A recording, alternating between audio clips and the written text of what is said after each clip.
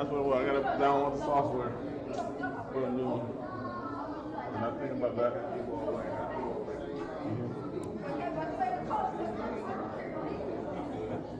It shouldn't be. You can, huh? Yeah, I got a big mouth. Or maybe doing a job.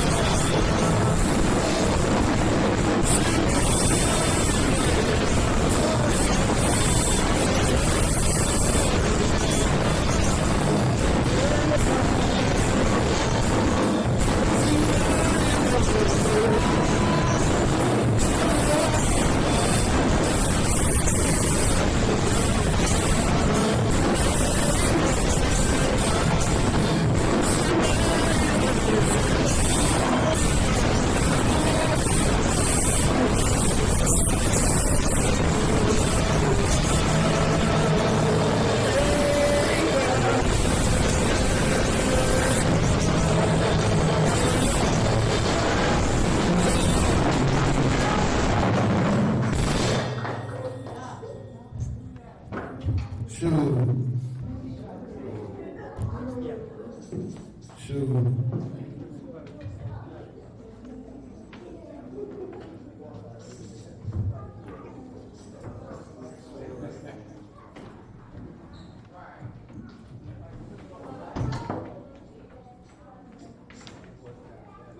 right, y'all ready to get into some word? Yeah. Y'all ready to get into some word? Yeah. I got one question for y'all. What was Shadrach, Meshach, and Abednego real names? Azariah,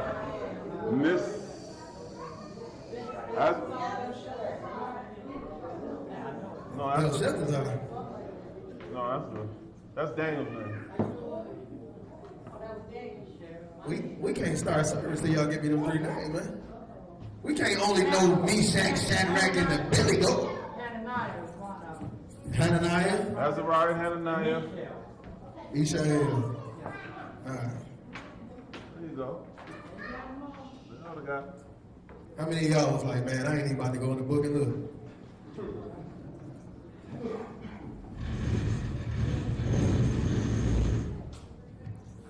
All right, y'all. As we wait on our dynamic speaker to come on up, I guess I've got one more question for y'all.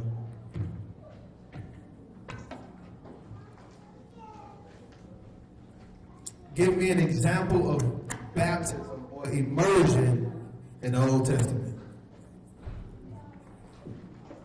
Coming out of Egypt to the Red Sea. You ain't raise your hand. She had her hand raised. What you got? See, if you'd raised your hand, she took your answer. He said you took his answer. He said you heard him say that, and then you raised your hand in the midst of it, so you can get credit for it. After class. All right, somebody give me another one. He got his hand up. What you got? Priest washing in the laver. Priest washing in the laver. Okay. Okay. I like it. I'll allow it. Give me another one. This is kind of a question mark. Jordan.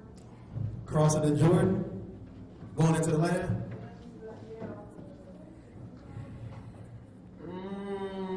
Not deep enough. Not quite. Not quite. Is there another? The flood. The flood? Okay, who got immersed? See, they got immersed in the death. Right. They went down. They ain't come back up. What about Genesis 35? Genesis 35? Anybody? Somebody pull up Genesis 35. What's his name then? What's his name now? Yes, sir. They got mad at the prophet and tell him to go wash in the river. Ah, I like that one. 7 times. Dip 7 times in the river. Can't remember their name right now. Genesis 35:1. Let's pull that up real quick. See if this qualifies as an example of immersion.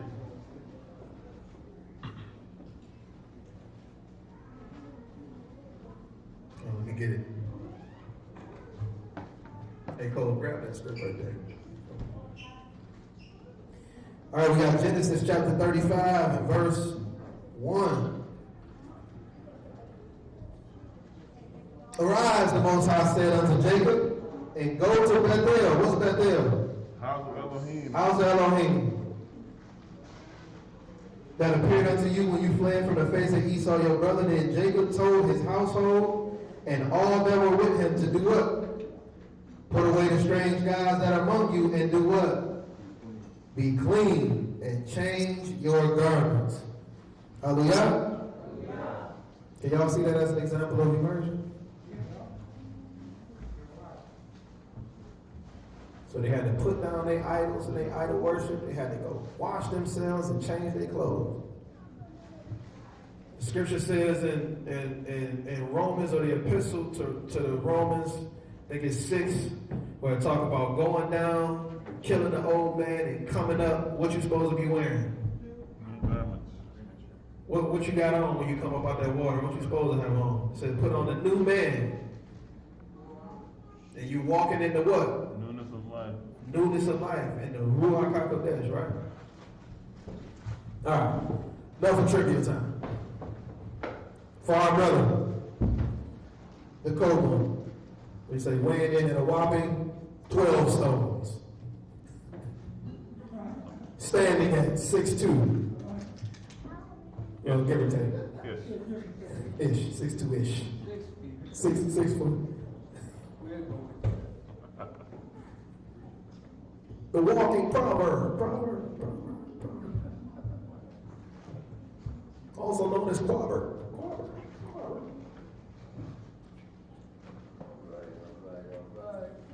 Let's get to it.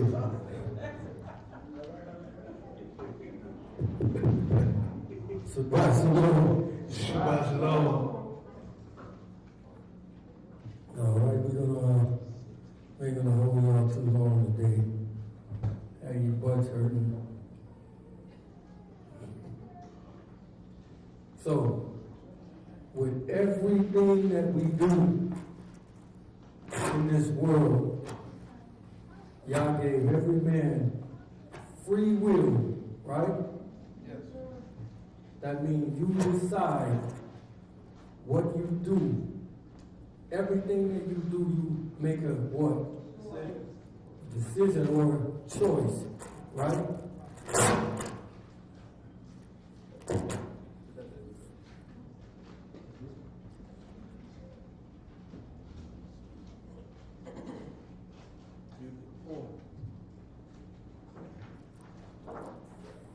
Two.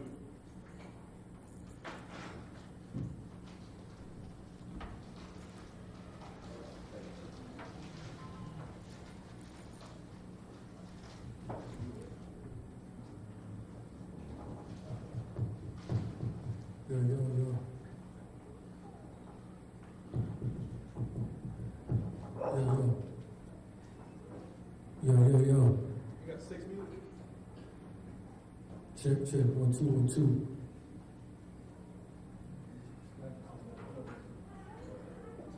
Get 2. Get 3. You got static. Try to hear something? You got static somewhere? Is it that one? Oh, you gotta be this, right? Is it this one? No, everything on. That lights off? Those probably turned up. Oh. Turn it up. Oh, no, back to the light.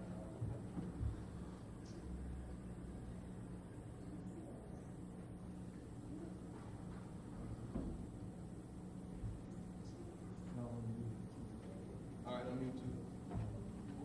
And Greek.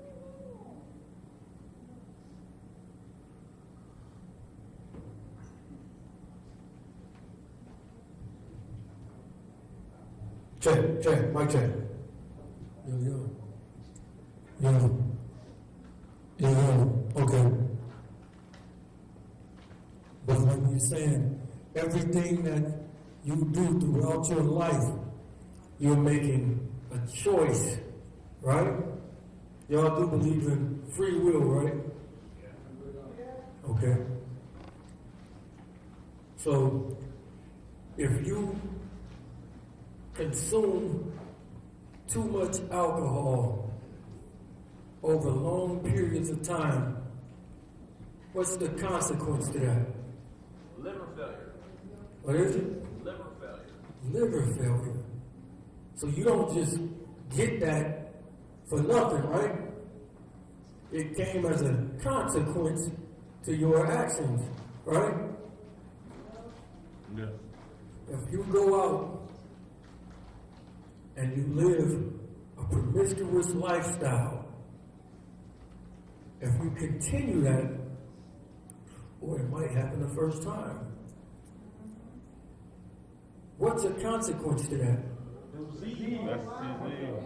babies. Babies. There's a whole lot of stuff that go with that, right? The clap. STI. STI. So if the woman says, I like him because he got curly hair and he got gray eyes, he gotta be nice because he look nice. You don't know him though. And he turned out to be the absolute worst. What's the consequence to that? Especially if he gets you pregnant. Single mother. Baby daddy for 18 years. Single mama. Child support. Black eyes. Black eyes.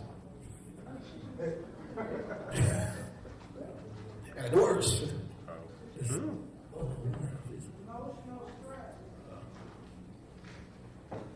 Emotional stress. It's a lot of stuff that go along with things, right? I said abortion. Yes. All kinds of stuff that go along with your choice. If you decide to put smoke in your lungs, what's the consequence to that? Cancer. Yeah.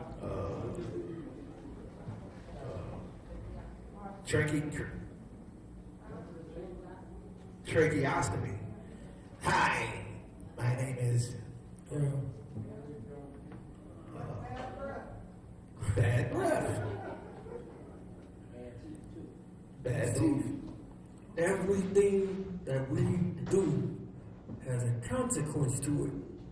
But normally we don't think about the consequence to nothing. Now, you can choose the action or the path that you walk, right? But 99% of the time, you don't choose what? No consequence. You don't choose it. It's not, well, okay, do this. No, you don't get to choose that. So if we choose to walk away from Yah, you gotta bear what? You gotta bear the consequences. So when you walk away from Yah, what's the consequence? No protection. Death. I mean, it don't get worse than death. Yes, they do get worse than death. Second death. Let's read some. Revelation chapter 14 and verse 10.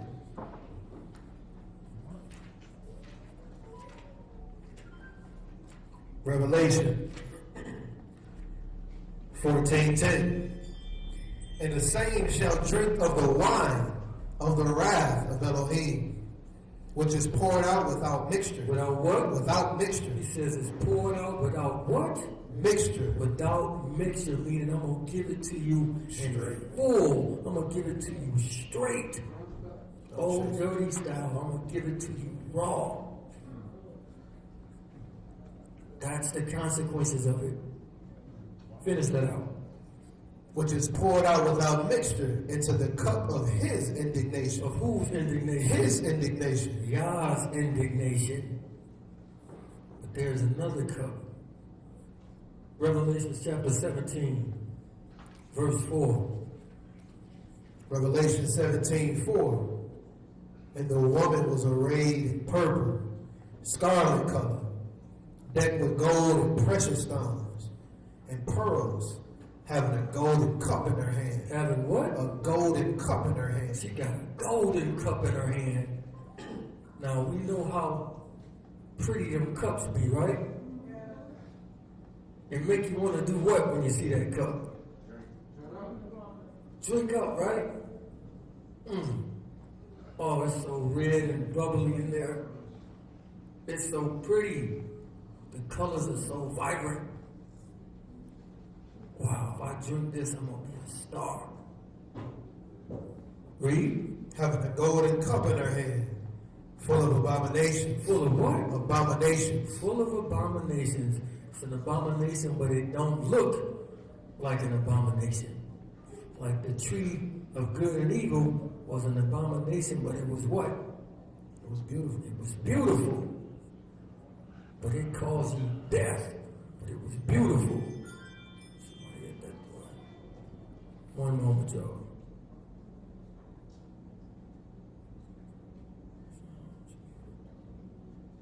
All right. Finish that. In her hand, full of abomination and filthiness of her fornication. Of her what? Of her fornication. Read. And upon her forehead was the name written, Mystery Babylon the Great, the mother of harlots and abominations of the earth. And I saw the woman drunken with the blood of the saints. She was what? Drunken with the blood of the saints. So her goal is to get you drunk and to make you wander out of the path. Right? To walk away from y'all. But it's a consequence to that, as we already seen. Right? We already seen the consequence to walking away from him. It is to drink from that cup. I got a question for y'all. Remember that old Klondike commercial? How does it go? What would you do Klondike bar. for a Klondike bar? So I'm gonna ask y'all, what would you do to not drink from y'all's cup? What would you do not to drink from that cup? One answer. Straightforward question. No trick at all. It should only be one answer. Say it again, Snyder. Right. Choose the other way. Simple. Just do right. Exodus 15:26.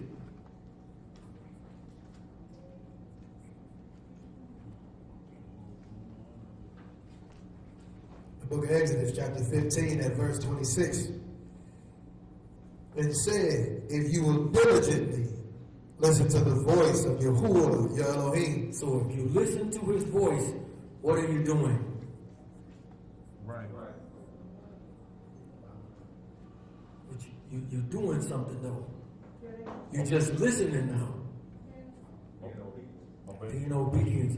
You're making a choice because you are listening to him. Read. And will do that which is right. Do what? Do that which is right. Do that which is right. And In his sight.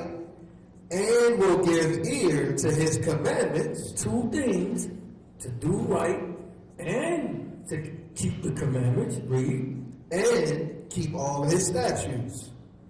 I will put none of these diseases upon you. I will do what? I will put none of these diseases upon you. So if you don't listen to me and you don't do right, what's the consequence?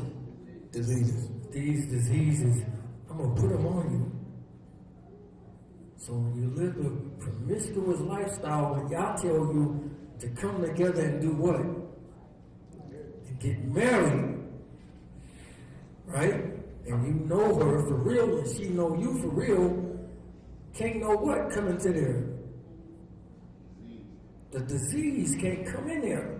But if you go outside and do what he told you not to do, it's a great possibility that you're going to get one of them things. Clap. All of them. Because it's a consequence of doing what he told you not to do.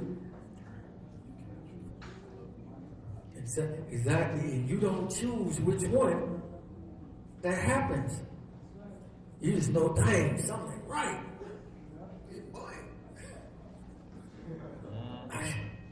Oh my God. I hope it ain't no lady in the thing.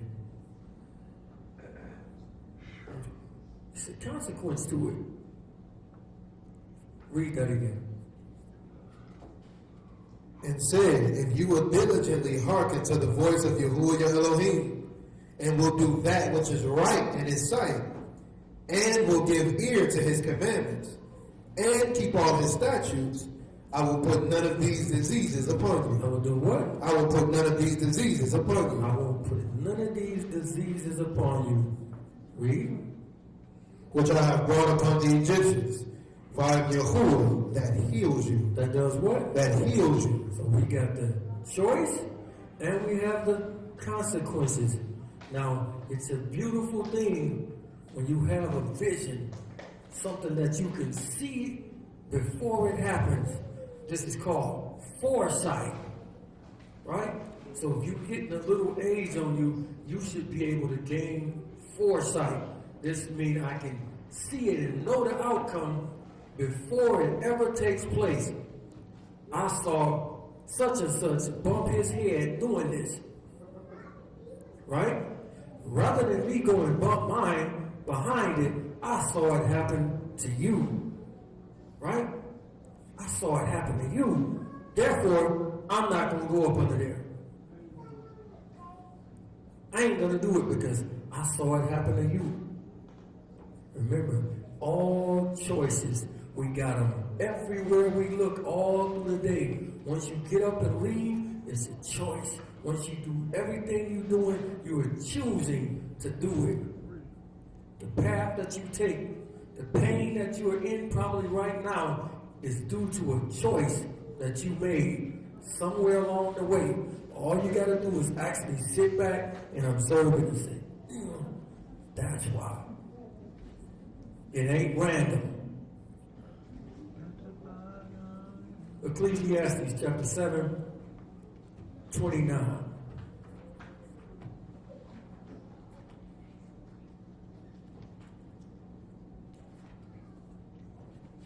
Ecclesiastes chapter 7 and verse 29. Lo, this only have I found, that Elohim hath made man upright. He made him what? Upright. What does that mean? Made him right. He made him right. Meaning everybody know right from wrong, right? Right here he tells you, I made man upright. Read. But they have sought out many inventions. They did what? They have sought out many inventions. They have sought out many inventions. So I'm going to read this from the ISV. It says, I have discovered only this. Elohim made human beings for righteousness, but they seek many alternatives. This means you know exactly what it is, but you don't like the way that y'all got it laid out for you. So I want to do my own thing. I'm smarter than y'all. Is that not what Solomon thought? I'm smarter than him.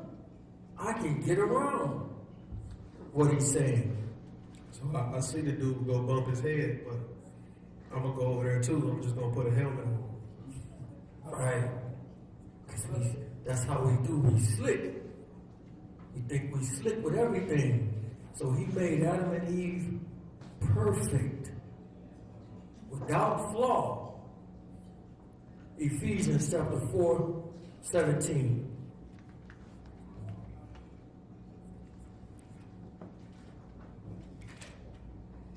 Ephesians chapter 4 and verse 17.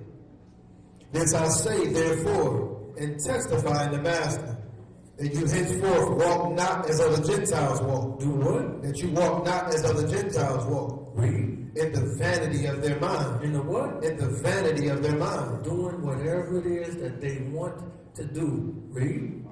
Having the understanding darkened, being alienated from the life of Elohim through the ignorance that is in them, because of the blindness of their heart. Of what? The blindness of their heart. Read. Who being past, filling have given themselves over to lasciviousness, to work all uncleanness. To do what? To work all uncleanness. To work all uncleanness. Read. With greediness. But you have not so learned Mashiach. If so be that you have heard him and have been taught by him, as the truth is in Yahushua, that you put off concerning the former conversation, the old man. You do what? Put off concerning the former conversation, the old man. So when you put off the former conversations of the old man, what are you doing? Choosing. You're making Choice. a choice. You made a choice to do that. Everybody that's in here was doing whatever it is that they was doing before, but then you found out who Yah was and who you are, and you made a choice. I'm going to stop doing what I was doing, and I'm going to put the old man off, and I'm going to start following Yah. That was a choice that you made. Read. Which is corrupt. Which is what? Which is corrupt. Because that person was corrupt. Read. According to the deceitful lust. And be renewed in the ruach of your mind.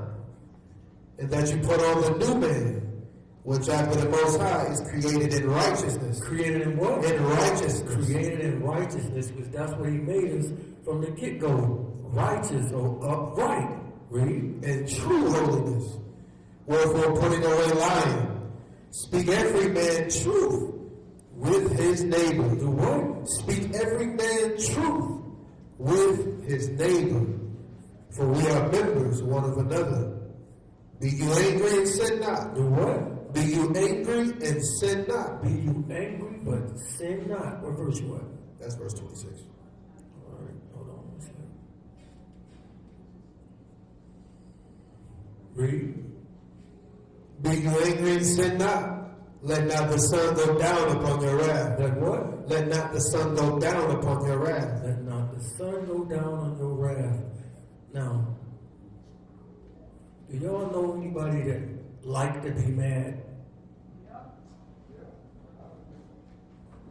Fellas, Any of y'all like to be mad? we ain't talking about your wives, fellas. That ain't on purpose.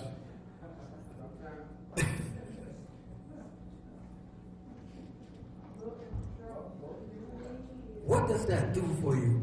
I'm going to hold on to this man. I'm going to hold it. Rakim said, I hold a microphone like a grudge. What does that do? I'm going to be mad. I ain't going to let it go. What does that do? Why do we do it? Yes, it's actually, the consequence is actually messing up your health. Right. Because when you get mad, it's only supposed to last for moments, not to be prolonged. People that I know who like to hold on to anger and stuff, a lot of people probably know them personally, but I've seen people say, they're looking for an excuse to do something to somebody, to sort of recover. It's like they don't like somebody, they build up anger, so they have an excuse like punch them out or something like that. That means y'all get to punch you out. Multiply strike, but it's to appease their wickedness and just keep going. Yeah, absolutely. Anybody else? Matthew chapter 11, 29. Matthew chapter 11 and verse 29. Take my yoke upon you and learn of me. Do what? And learn of He me. says, take my yoke upon me, upon you, and learn me. Read. For I am meek and lowly in heart, and you shall find rest unto your You souls. shall do what? You shall find rest unto your souls. Does that sound like any anger in that? No. He said he's meek and lowly. My yoke is easy. This is what you want. He says, learn of me. Learn of me. That's a big thing. We need to know who he is. Ecclesiastes 7:25.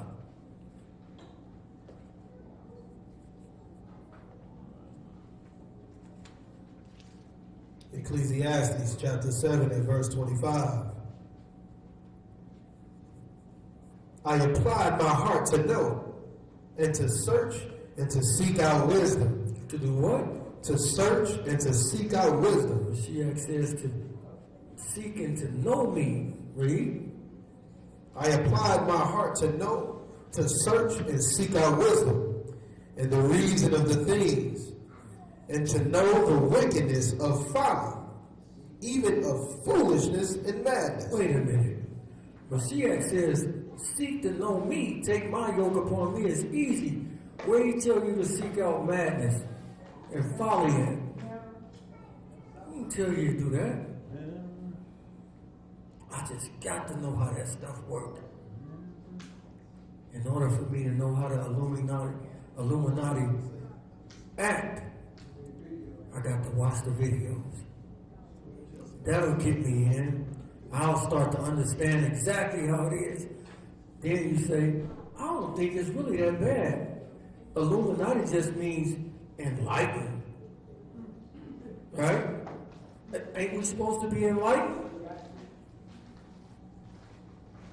Start trying to play with this stuff. Watching too much nonsense. That's what Solomon was doing. The wisdom ain't enough for me. I gotta go mess with the other side and figure out how that works. The smartest, most wise man turned into the most stupid, foolish man. All the wisdom that y'all gave him, he turned around and threw it in y'all's face. Because I want to know the other side. Let that sink in and marinate. Read. I find more bitter than death the woman whose heart is snares and nets, her hands as bands. Whoso pleases Elohim shall escape from her. Whoso do what? Whoso pleases Elohim shall escape from her. He said, if you please Elohim, so if you please Elohim, what would you be doing? You'll be doing right. Right. And if you're doing right, he said you'll do what from her? Escape from her. But if you ain't doing right, what happens? But the sinner shall be taken by her. She shall be what? Taken by her. You'll get taken by her.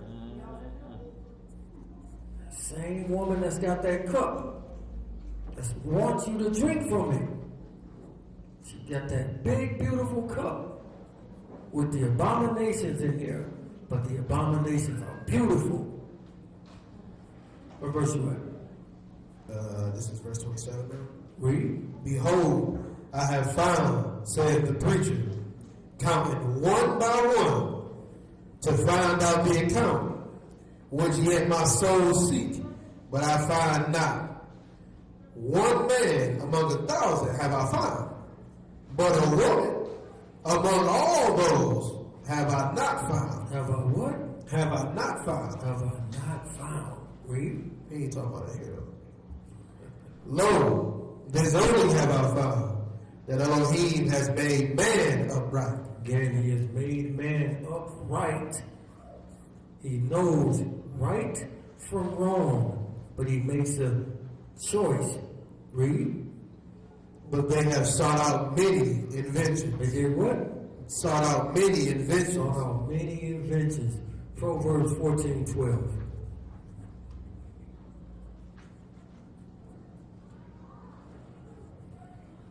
Proverbs 14:12. There's a way that seems right to a man. There's a what? There's a way which seems right to a man. There's a way that's right. That seems right to a man. If it's not right, but it seems right, what is this? Wrong. Because it only seems. He wants it to be right. Read. But the end thereof are the ways of death. Even in laughter the heart is sorrowful. And the end of that mirth is heaviness. It is what? Heaviness. And the end of the mirth is heaviness. So this person is seeking his own righteousness. We'll convince ourselves that something is right. Even when we know better, we'll go to everybody else to avoid wise counsel. So let me go to the barbershop and ask them, Big Chuck, You think it's okay? This ain't really bad, is it? No, man, I did way worse, boy. You good. You a saint to me. If I just sell like 10 rocks to somebody, you know, she don't smoke, they don't smoke anyway, right? Boy, you only sell 10 rocks, you ain't even no drug dealer. So that's what you're going to do. You're going to always seek to find somebody that's going to go along with your madness. You ain't going to come to nobody that's going to tell you the truth. Just like Ahab did. He always tell me what I don't want to hear. That nigga hate me. He actually looking out for you. Y'all know it. I ain't gonna ask why. You don't tell me the truth. And you know Hawaiian punch is bad for you. But they said it's fruit juice though. Fructose juice. It's fruit. It's fruit. Luke 18:9. He says there's a way that seems right to a man. Can y'all give me an instance where somebody doing something and they think it's right? When David went to number Israel. But we're going to actually see his mind frame in that. We're going to see his mind frame in that. Good brother. Good brother. Luke 18:9. Luke 18:9. I tell you that he will avenge them speedily. Nevertheless, when the Son of Man come, shall he find faith on the earth? And Somebody needed it. Luke 18:9. it's the next verse, yo. My bad. My bad. It's just my bad. It was just verse 8. And he spake. On now. Right. And he spake this parable unto certain which trusted in themselves. Which did what? Which trusted in themselves. There's a way that seems right to a man. They trusted in who? Themselves. Read. That they were righteous. That they were what? That they were righteous. Read. And despised others. They did what? Despised They others. despise others, but there's a way that seems right to a man. They think they're righteous right here. Read. 2 men went up into the temple to pray. The one a Pharisee and the other a publican. The Pharisee stood and prayed thus with himself. With who? With himself. Read. Elohim, well, I thank you that I ain't as other men are, extortioners, unjust, adulterers, or even as this nigga, this publican. Wow. He's just throwing stones at my man. He think that this is right. I see the people on Facebook all day doing this same exact thing. Clowning everybody else. Doing it every day, all day. The same exact thing that he's doing. When we in the kingdom, how do you know you're going to be there? You ain't even doing right now. Read. I fast twice in a week. I give tithes of all that I possess. And the publican standing afar off would not lift up so much as his eyes unto Shammai. He did what? He would not so much as lift up his eyes to Shammai. Now notice they call one the Pharisee and the other one the publican or sinner. But which one is the sinner? Pharisee. They both are. But this one is counted like a righteous sinner because all the people think he good. Because he got on the good clothes and he talk a certain way and he knows the law. He know how to quote it. Oh, Matthew 14, verse 44. Oh, that's Proverbs 6 something.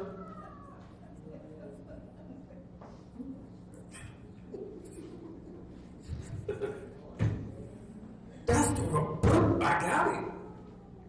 Don't mean nothing. We see this Pharisee think he good. He thinks he's straight. He think he there. But he not. Read. And the publican standing afar off would not lift up so much as his eyes unto Shammai, but smote upon his breast, saying, Elohim, be merciful to me. Be what? Be merciful to me. We just did the lesson on mercy a couple of weeks ago. He understands I need this. The other guy don't think he needs mercy. He think he got it licked. He think he there. We all need mercy. Every one of us need it. But we don't want to give it. Again, the one thing he got it. I'm in there. I know I'm good. I fast twice a week. I pay alms. I get tithes. Everything. I'm in the $1,000 line. I'm good. No, you're not. Read. Saying, Elohim, be merciful to me, a sinner. I tell you, this man went down to his house justified. Which one went to his house justified? This man, the publican. The publican. Read. Rather than the other. For everyone that exalts himself shall be abased. Shall be a what? Abased. What does abased mean? Brought down. I got to bring you down. You too big for your britches. I got to bring you down.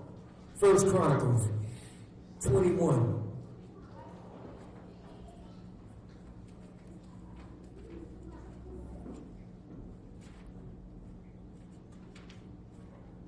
Matter of fact, hold that. We gotta go somewhere else first. Get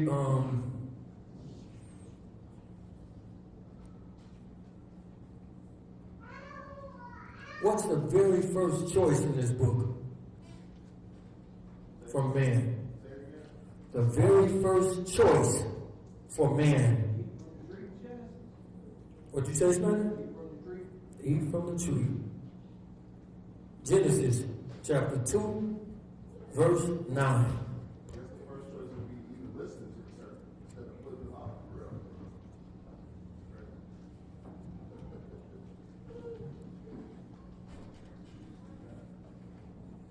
Genesis 2 and 9. And out of the ground made Yahuwah Elohim to grow every tree that is pleasant to the sight and good for food, the tree of life also in the midst of the garden, and the tree of knowledge of good and evil. So we have two trees in this garden, these special two trees. Well, one is special, the other one only looks special. Read.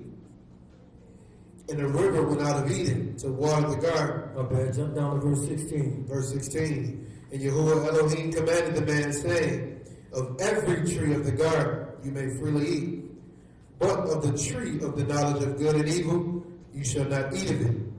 For the day that you eat thereof, you shall surely die. You shall what? Surely die. You shall surely die. This is the first choice right here that they make. First choice for mankind right here. Right? Oh, remember that. Romans chapter 6, verse 23.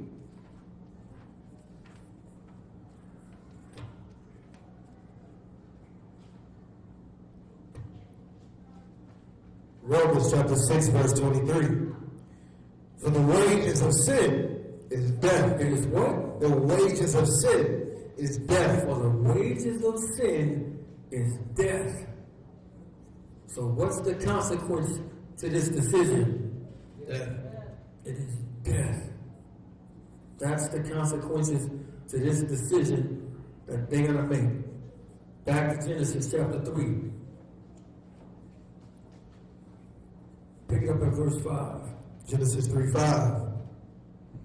For Elohim do know that in the day that you eat thereof, then your eyes shall be open, and you shall be as gods, knowing good and evil.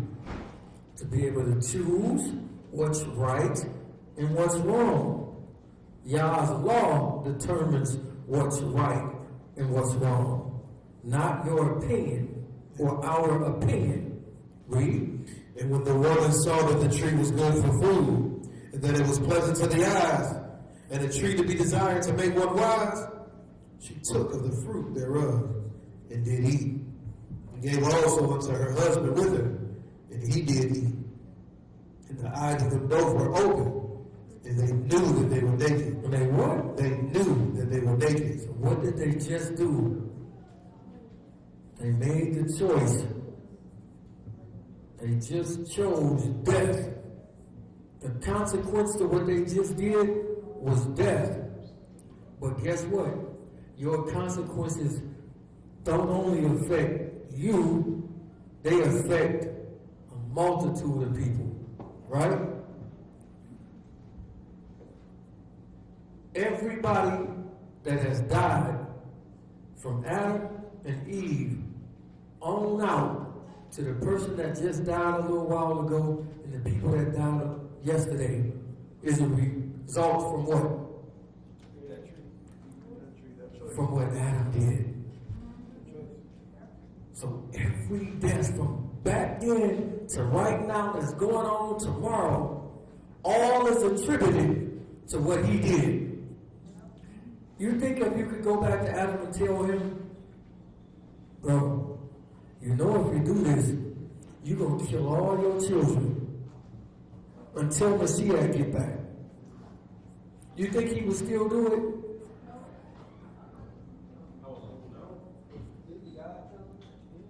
I said not that he wouldn't believe it, and believe God.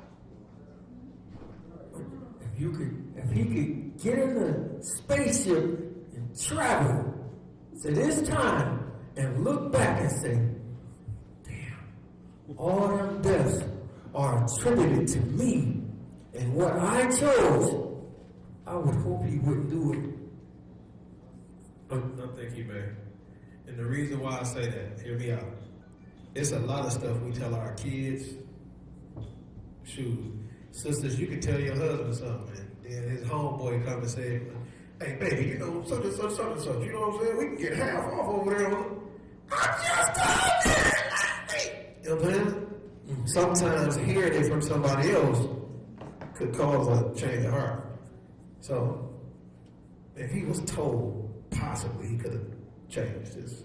I would hope, You know, that he would say, okay, I don't want that to happen. But every time you see the wars and all of the stuff take place and all these people dying from diseases and all of these things, it go back to him. It go back to him. Let that really think about that. It go back to him and his choice. So when we are in a marriage and somebody goes outside of it and chooses to do something else, and then a baby gets involved or a disease comes into play, and one party says, I can't do this no more, I want a divorce, that don't just affect them too, right? That affect a whole gang of people. So if you got children, it may split it up because one child may lean this way, the other children might lean this way. It causes a wedge between them, right? So we see when you're doing this, your consequence don't just affect you. It's long lasting and it reach way beyond the right there and now. It goes out for years and years. That's why we gotta consider every choice that we make, because it's a consequence that follows it. All right? 1 Corinthians 15:21.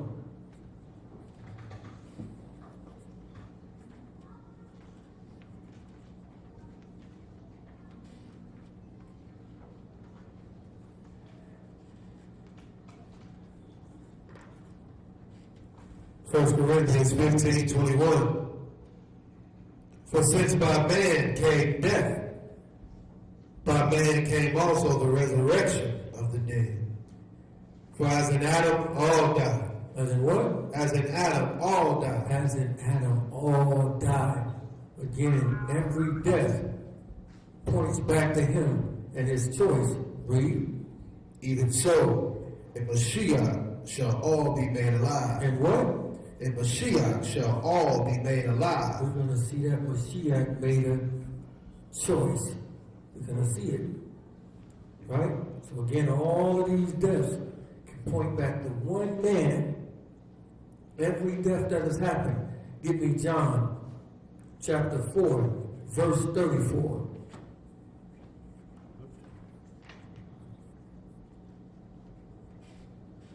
John chapter 4.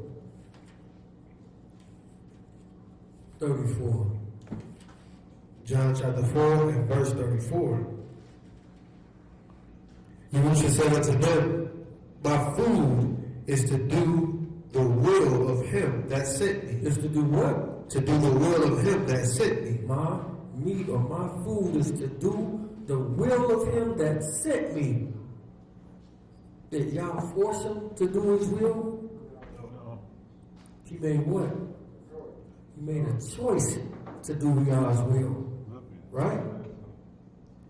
So y'all didn't force him to do it. He made a choice to do it. John 6 and 38. John chapter 6 and verse 38. For I came down from Shammai, not to do mine own will, but the will of him that sent me. But the what? The will of him that sent me. Read. And this is the Father's will, which hath sent me, that of all which he hath given me, I should lose nothing. I should do what? I should lose nothing. I should lose nothing. Read. But should raise it up again at the last day. Nothing, but raise it up again at the last day. And this is the will of him that sent me, that everyone which sees the Son and believe on him may have everlasting life. They have what? Everlasting life. What is everlasting life? That is eternal life. So he came down to do Yah's will, not his own will. He came to do Yah's will. And if you do Yah's will, you will receive eternal life. That should be the goal. So if Mashiach's goal was to come down, do Yah's will, and give you eternal life, what is Satan's goal? Kill, steal, and destroy. It is to do the opposite. I'm going to make you do what? Whose will? Your own will. Your own will. I'm going to come and tell you, do as you will. Whatever it is that you want to do, if it feel good, do it. If it ain't quote unquote hurting nobody, y'all both grown adults. You ain't hurting nobody. Do it. Do it. Whatever it is, it feel good to you, do it. Ain't no consequences. Y'all both consenting and grown adults. Do as you will. Take eternal life from you. Exactly. Nobody has to know. Keep it on the down low. Nobody don't gotta know. Give me Genesis 3 again. Verse 6. Genesis 3 and 6. And when the woman saw that the tree was good for food, and that it was pleasant to the eyes, and the tree to be desired to make one wise, she took of the fruit thereof, and did eat, and gave also to her husband with her, and he did eat. And the eyes of them both were open, and they knew that they were naked. And they knew what? They knew that they were naked. All of a sudden they knew that they naked. Read. And they sewed fig leaves together. Why they do that? Why they put them fig leaves on? Cover up their nakedness. Cover up. But you was naked before. Why all of a sudden you want to cover up now? Read. They sewed fig leaves together and made themselves aprons. And they heard the voice of Yahuwah, Elohim. Is he the same Elohim that he was before? He's the same one, right? Read. And they heard the voice of Yahuwah, Elohim, walking in the garden in the cool of the day. And Adam and his wife hid themselves. Wait a minute. If he the same as he was before, why are they hiding from him now? He ain't came in and yelled at them or cussed them out or did nothing. All of a sudden, he coming in there like he do every day, but now they running from him and hiding from him. Why? Guilty. That's what happened when you're guilty. You don't want to face people no more. You think everybody know what you have done. The shame. What is that scripture that says something like the wicked flee when no one chases them? Proverbs 20:28. Right. Come on. Wicked.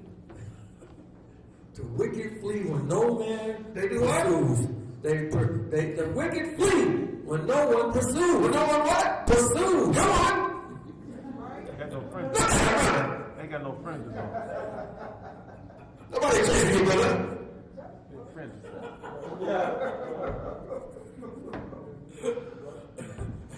We just want to talk. We just want to dialogue.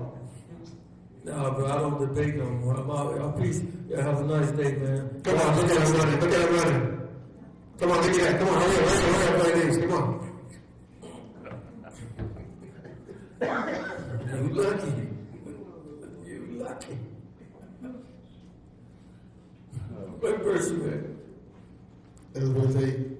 Read. And Adam and his wife hid themselves from the presence of Yahuwah, Elohim, amongst the trees of the garden. And Elohim called unto Adam and said unto him, where are you? Do he know where Adam at? Definitely. He knows where he's at. Y'all only ask questions. He just want to give you the opportunity to do what? Come clean. I want to give you the opportunity to do right and to come clean. So he says, Mashiach says, I came to do the will of my Father, and the will is he gives you eternal life. Adam and Eve just did their own will, and what did they lose? Eternal life. Jump down to verse 22. Verse 22. And Yahuwah said, behold, the man has become as one of us, to decide good and evil. And now lest he put forth his hand to take also of the tree of life and eat, and live forever. To do what? And live forever. And live forever. They already had eternal life, and you threw it away for nothing. Like Esau threw away the birthright and the blessings for what? For nothing. The cheapest food in the world, lentils. You threw it away for absolutely nothing. So this is his goal, is to get you to do your own will, to not make you look at the consequence. But they knew the consequence because y'all told them up front, the day that you eat thereof, you're going to surely die. Can't be. We knocked the consequence out the way. 1 Chronicles 21:1.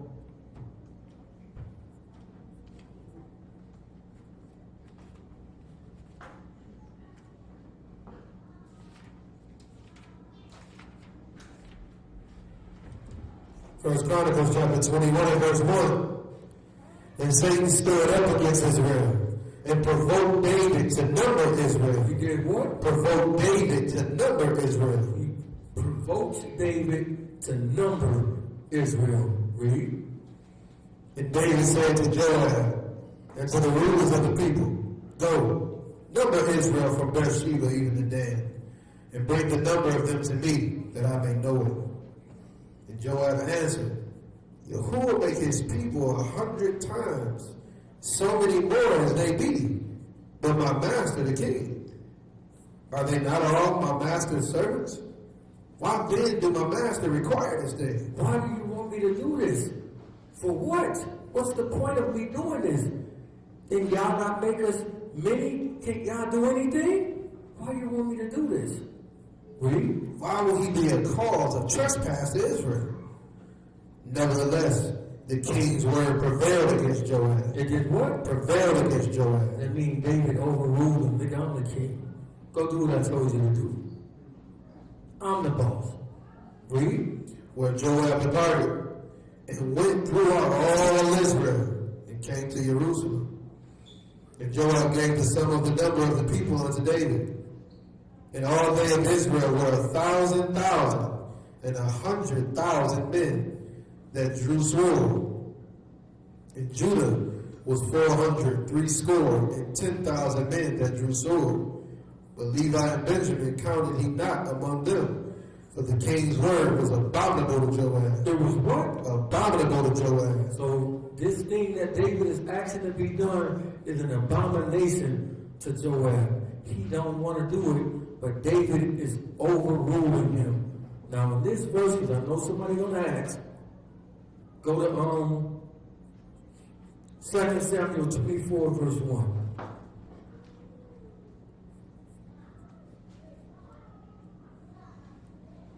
So in this verse it says, and Satan stood up against Israel and provoked David to number Israel.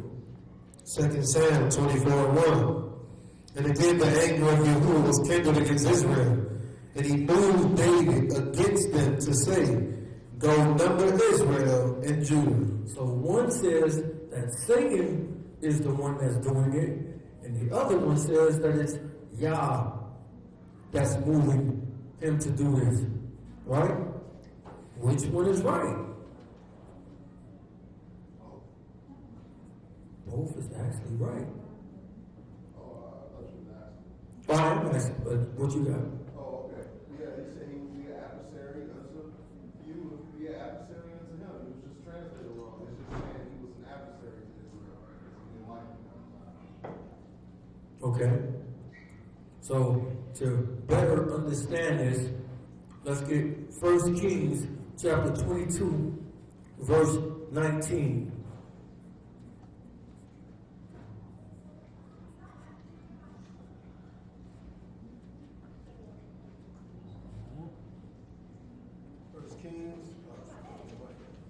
First Kings 22:19. 1 Kings 22:19. And he said, hear you therefore the word of Yahuwah. I saw Yahuwah sitting on his throne, and all the hosts of Shamaim standing by him on the right hand and on his left. And Yahuwah said, who shall persuade Ahab that he may go up and fall in Ramoth Gilead? So we have Yah here speaking, right? Read. And one said on this manner, and another said on that manner. And there came forth a ruler, and stood before Yahuwah and said, I will persuade him. Who do y'all think this spirit is? Or at the very least, really behind the scenes work for? Like he did with Job, came before the throne. Yes. Read. And Yahuwah said unto him, wherewith? And he said, I'll go forth. I'll be a lion ruach in the mouth of all his prophets. I'll be a what? I'll be a lion ruach in the mouth of all his prophets. Mashiach says that Satan is the father of what? Lies. Father of lies. Read. And he said, you shall persuade him and prevail also. Go forth and do so. Now therefore, behold, Yahuwah hath put a lying ruach in the mouth of all the prophets. And Yahuwah hath spoken evil concerning you. So who's actually putting the spirit in their mouth?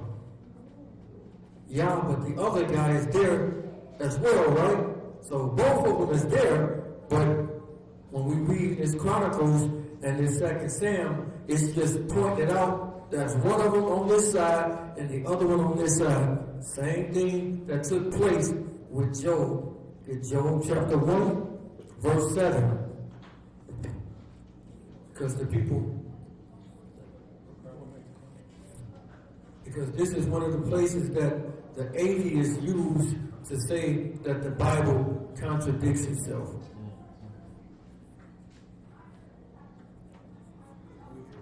Job chapter 1, verse 6.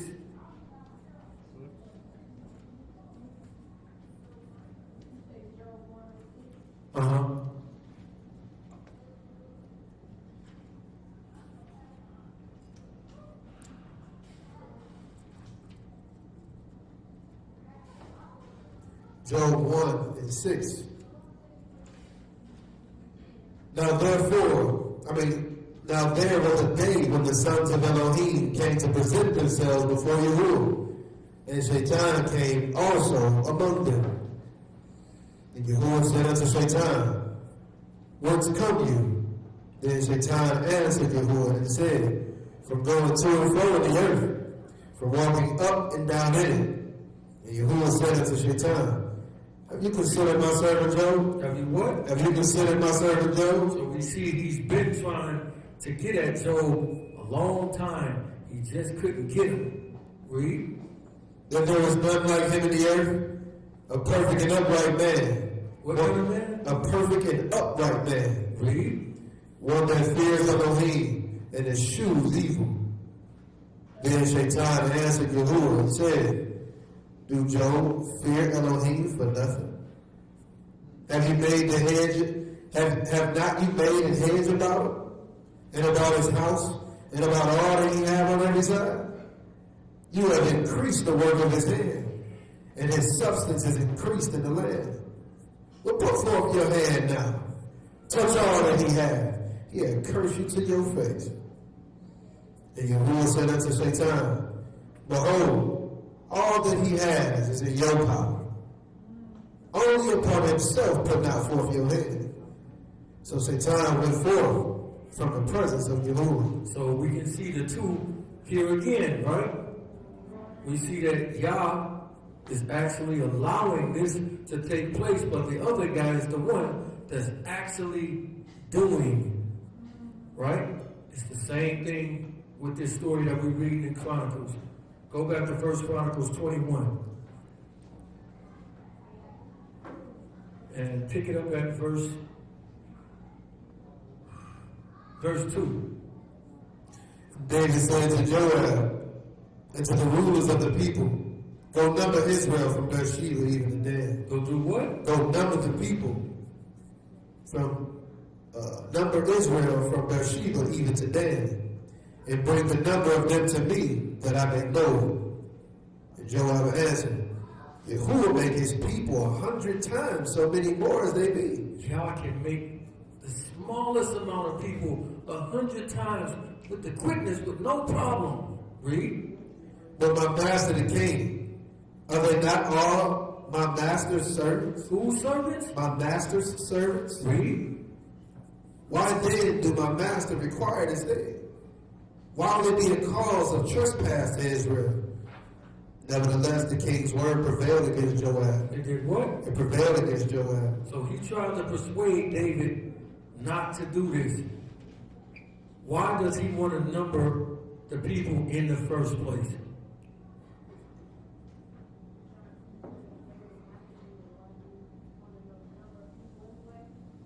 Yes, why does he want to count how many people in Israel? Why does he want to do that? Because maybe they want to go to war. Safety. I understood as a fear thing. Like he was like counting to see how many people he had up against the vast army that was trying to come against him. He wasn't trusting in his army more than he was trusting in what Yah had done in the past. We can see that he's a man of war, right? He couldn't build a temple because his hands was what? Bloody. His hands was too bloody. But we're going to see. So he broke something as well when he did this. What did he break? Yes. I want to, I don't know, what did you say? Okay, so something came to my mind. I don't know if he said the same thing, but I can't remember studying this a long time ago. And if I say the same thing he says, because I heard what he said, but I didn't hear what he said. So, did you say something about trusting Elohim? Yeah. Okay, trusting Elohim. You didn't trust Elohim, No, right? he was trusting in his purpose. He was okay, yeah. So he didn't trust in Elohim because Elohim is the type of Elohim that will do anything in any situation. He basically says, trust in me. I'll handle anything. Even if you had 2 men and it was $1 million guys in the army coming against you with 2 men, I can still take care of them. Absolutely. Well, he was like, in his mind, he didn't trust him. Just like he said. He said, well, shoot, let me see how many guys I got to go against these people here. Not trusting in the Most High. So I think that's where. We'll see in a minute. We'll see how it pans out.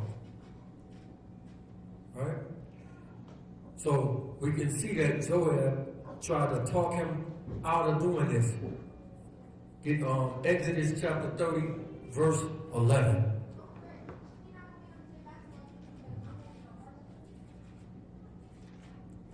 Exodus chapter 30 and verse 11. Exodus chapter 30 and verse 11.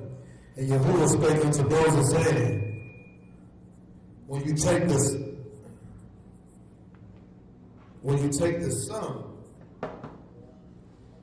of the children of Israel. When you do what? When you take the sum of the children of Israel. This is being numbered now. When you take the sum, read. Then shall they give every man a ransom for his soul. Every man what? A ransom for his soul. Did David do anything with this? No. Read. They shall give every man a ransom for his soul unto Yahuwah. When you number them, that there be no plague among them. That there be what? No plague among them. He says when you number them, they're going to give a ransom for their soul, that there be no what? Plague among them. No plague among them. Read. When you number them. When you what? When you number them. So what is all kings commanded to do when they become king? Write the law. Do what? Write the law. To write the law. So when you write the law, that means I know you know it. Right? Read. This they shall give every one that pass among them that are numbered, half a shekel after the shekel of the sanctuary. Half of what? Half a shekel after the shekel of the sanctuary. Do we read that David did any of this? No. Read.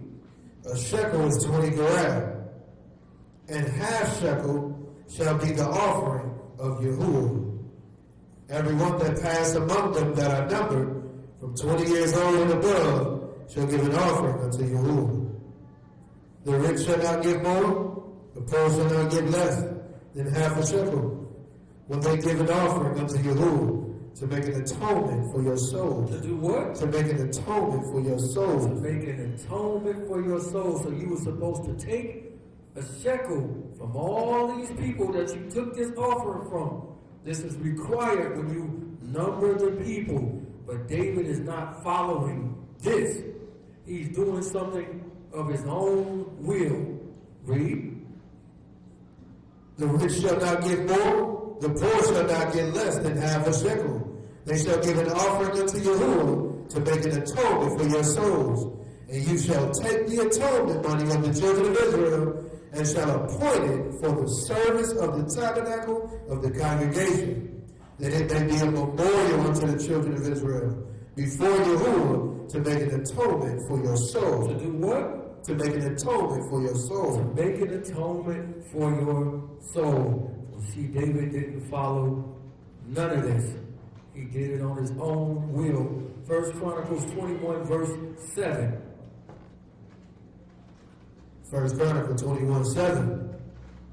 And Elohim was displeased with this thing. He was what? Displeased with this thing. So numbering the children of Israel the way that David did it, it says that Yah is displeased with this thing. Read. Therefore, he smote Israel. He did what? He smote Israel. He smote Israel for this thing that David is doing. Read. And David said unto Elohim, I have sinned greatly. I have what? I have sinned greatly. I have sinned greatly. This ain't small. I did a great sin. Give it to David. He owns up to it. Read. I have sinned greatly because I have done this thing. But now, I beg you, do away the iniquity of your servant, for I have done foolishly.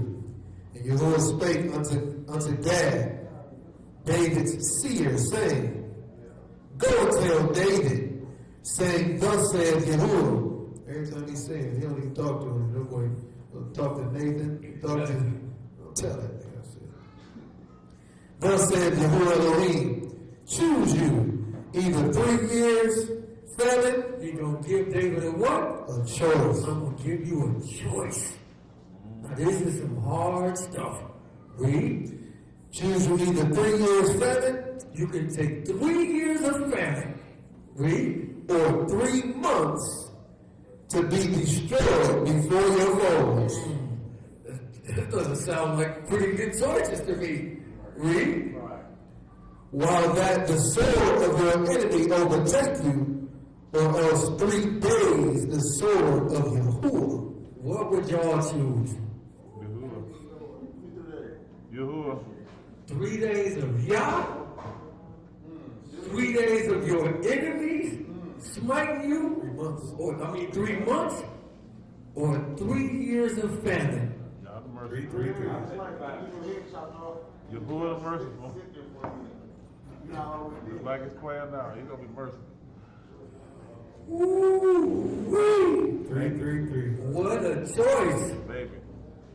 He's there to Remember, have mercy. a whole bunch of people can be destroyed in an hour. Yeah. He gonna do his whole thing in an hour. And he said, give me 3 days. He gonna say, boo. Wow, what a choice! Yeah, give me one more option. D. One more option, yeah. Goodness. D. Or I forgive you all. I still say, yeah. Oh my goodness. I can Read see on. He's gonna give me mercy. Even the pestilence in the land. Even the what? Even the pestilence in the land. Remember, he told you if you take this shekels up, the pestilence won't come. He didn't do it. Read. The angel of Yahuwah destroying throughout all the coast of Israel. Now therefore advise yourself what word I shall bring again to him that sent me. And David said unto Gad, I'm in a great strait. I'm in a what? I'm between a rock and a hard place. Read. Let me fall now into the hand of Yahuwah. For very great are his mercies. Or his what? His mercies. I'm going to choose Yah because he going to have mercy. Lord, my These other people for this 3 months, they ain't going to have no mercy. They don't like us no way. And can we survive 3-year famine? I'm going to go with Yah's mercy, Alex, for 2,000. Any day. Oh, yeah. So Yahuwah sent pestilence upon Israel, and there fell of Israel 70,000 How men. many? 70,000 men. 70,000 people just died off of who's this choice? David's. The consequences, death. 70,000 people just lost their life from something that he did. Was that? Did that sound like mercy in there? Could have been Wiped out. Could have been everybody. But why? Why do these people gotta go for this? Read on. And Elohim sent an angel unto What you Jerusalem. say, Snyder? Let's see. Keep on reading. And Elohim sent an angel unto Jerusalem to destroy it. And as he was destroyed, Yahuwah beheld, and he repented him of the evil, and said to the angel that destroyed, it is enough. It is what? It is enough. It is enough. It's enough. Don't kill him. Stop. Hopefully they gonna learn. We know they ain't learn. But right here, hopefully they get it. Read. Stay down your hand. And the angel of Yahuwah stood by the threshing floor of Ornan the Jebusite. And David lifted up his eyes and saw an angel of Yahuwah stand between the earth and the Shamaim, having a drawn sword in his hand. Having what? A drawn sword in his hand. Same thing that, what's his name? Came after Moses? Joshua. Joshua saw the captain of the host standing with the sword. Same type of scene. Read.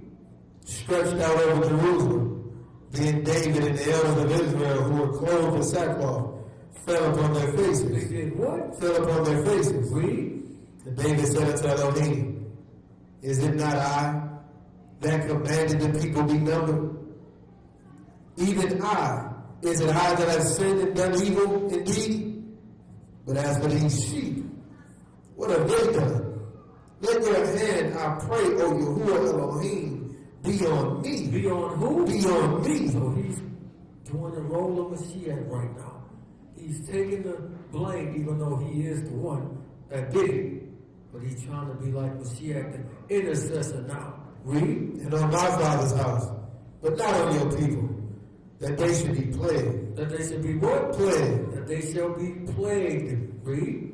And the angel of Yahuwah commanded Gad to say to David, that David should go up and set up an altar unto Yahuwah in the threshing floor of Ornan the Jebusite. And to where? To Ornan the Jebusite. So 70,000 people died in this. David, because David numbered these people. Let's go back and kind of figure out David's mind frame before this. Let's go to 1 Chronicles chapter 20 and verse 1.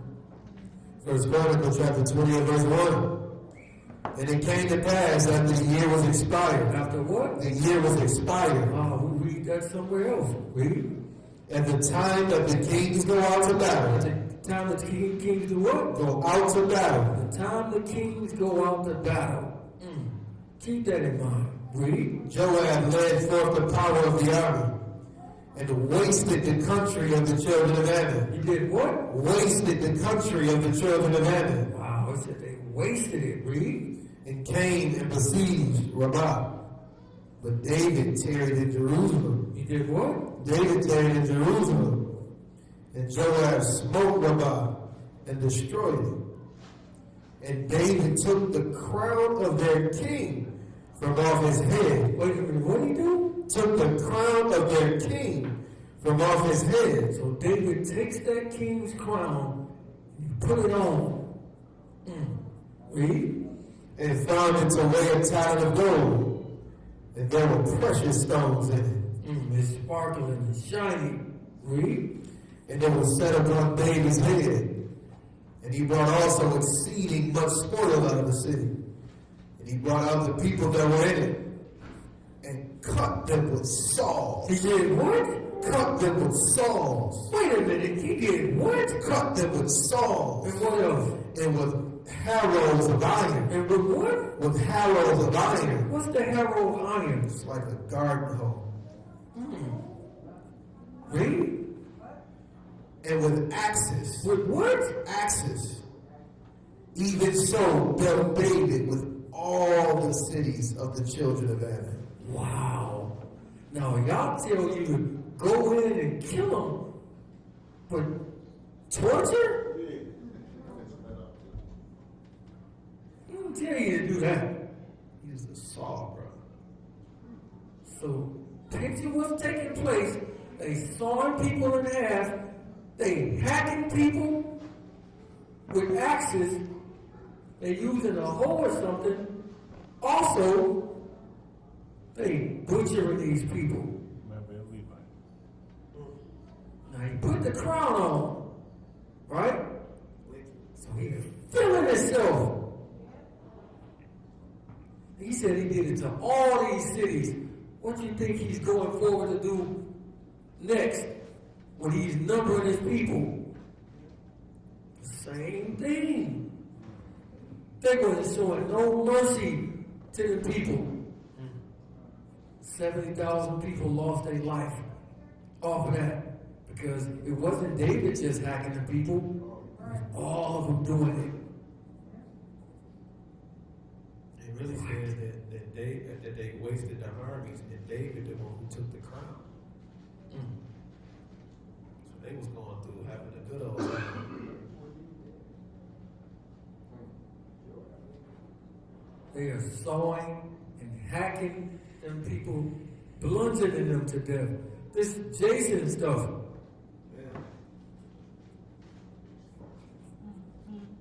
So again, notice what it says.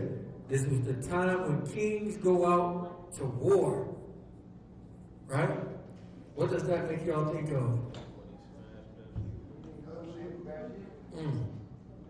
Let's see.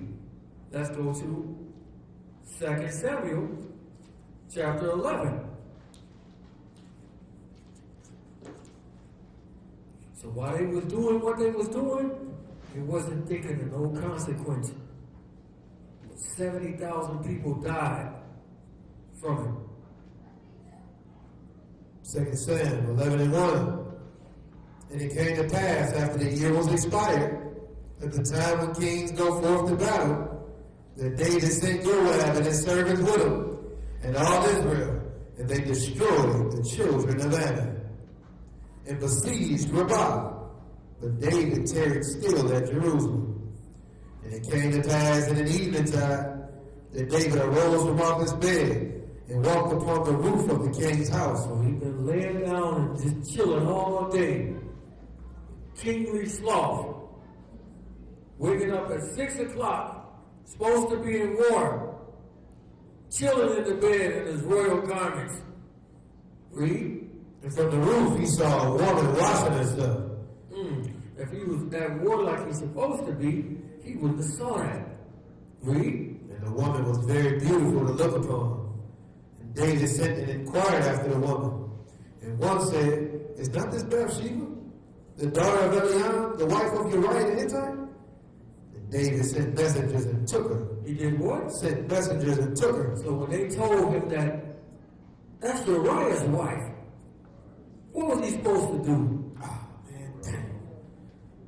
Alright, ain't gonna tell her to be washing up like that no more, man. Here goes the choice. Here goes the choice. He gets the opportunity not to do it. He gets the opportunity to not to do it. He knows right from wrong. Because they just told you that that's your boy wife. Not somebody that you don't know. Uriah is your boy. He's in the army with you. Read. And David sent messengers and took her. And she came in unto him. And he laid with her. He did what? He laid with her. Read. So she was purified from her uncleanness. And she returned unto her house. And the woman conceived. And she sent and told David. That's the consequence. She has conceived. So in the world, when this happens, it's a choice to be made. They say, I can't let my husband find out about this. So now what they do? You get an abortion. Now you just added Sin to sin. sin to sin. The consequences is deep. Not only did you go and do this, but now you made it even worse. Because if you find out, he more than likely gonna leave you, or kill you, or do something to you, because that's the consequence to it. You don't choose the consequences that come with it. So now she is with child. This is first consequence from this. Right? Read. And David sent to Joab, saying, Send me Uriah the Hittite. And Joab sent Uriah to David. And when Uriah was come unto him, David demanded of him how Joab did, and how the people did, and how the war prospered. And David said to Uriah, Go down to your house, wash your feet. Uriah departed out of the king's house, and there followed him a mess of meat from the king. But Uriah slept at the door of the king's house. He did what? Slept at the door of the king's house. My boy say, I ain't going nowhere. I'm loyal with you, bro. Read. With all the servants of his master, he went not down to his house. And when they had told David, saying, Uriah went not down to his house, David said to Uriah, Came you not from your journey? Why then did you not go down to your house? Uriah said unto David, The ark and Israel and Judah abide in tents. My master Joab and the servants of my master are encamped in an open field. Shall I then go down to my house to eat and drink and lay with my wife? As you live and as your soul live, I ain't going home. This is a stand-up dude. Even though he's a Hittite, this is a stand-up guy. I'm not going home. If I go home, you in danger. Somebody's asking, do you think David did that because Uriah was a Hittite and they should be with them? She shouldn't have with him anyway. Well, they gotta wait. Questions and answers afterwards. Go ahead. Read. Yeah.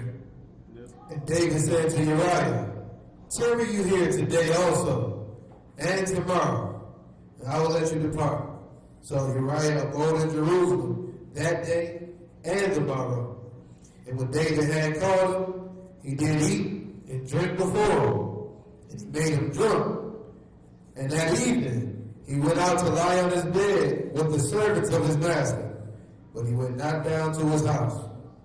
And it came to pass in the morning that David wrote a letter to Joab and sent it by the hand of Uriah. He did what? You scoundrel. So not only you write the letter that says killing, you send it by Uriah.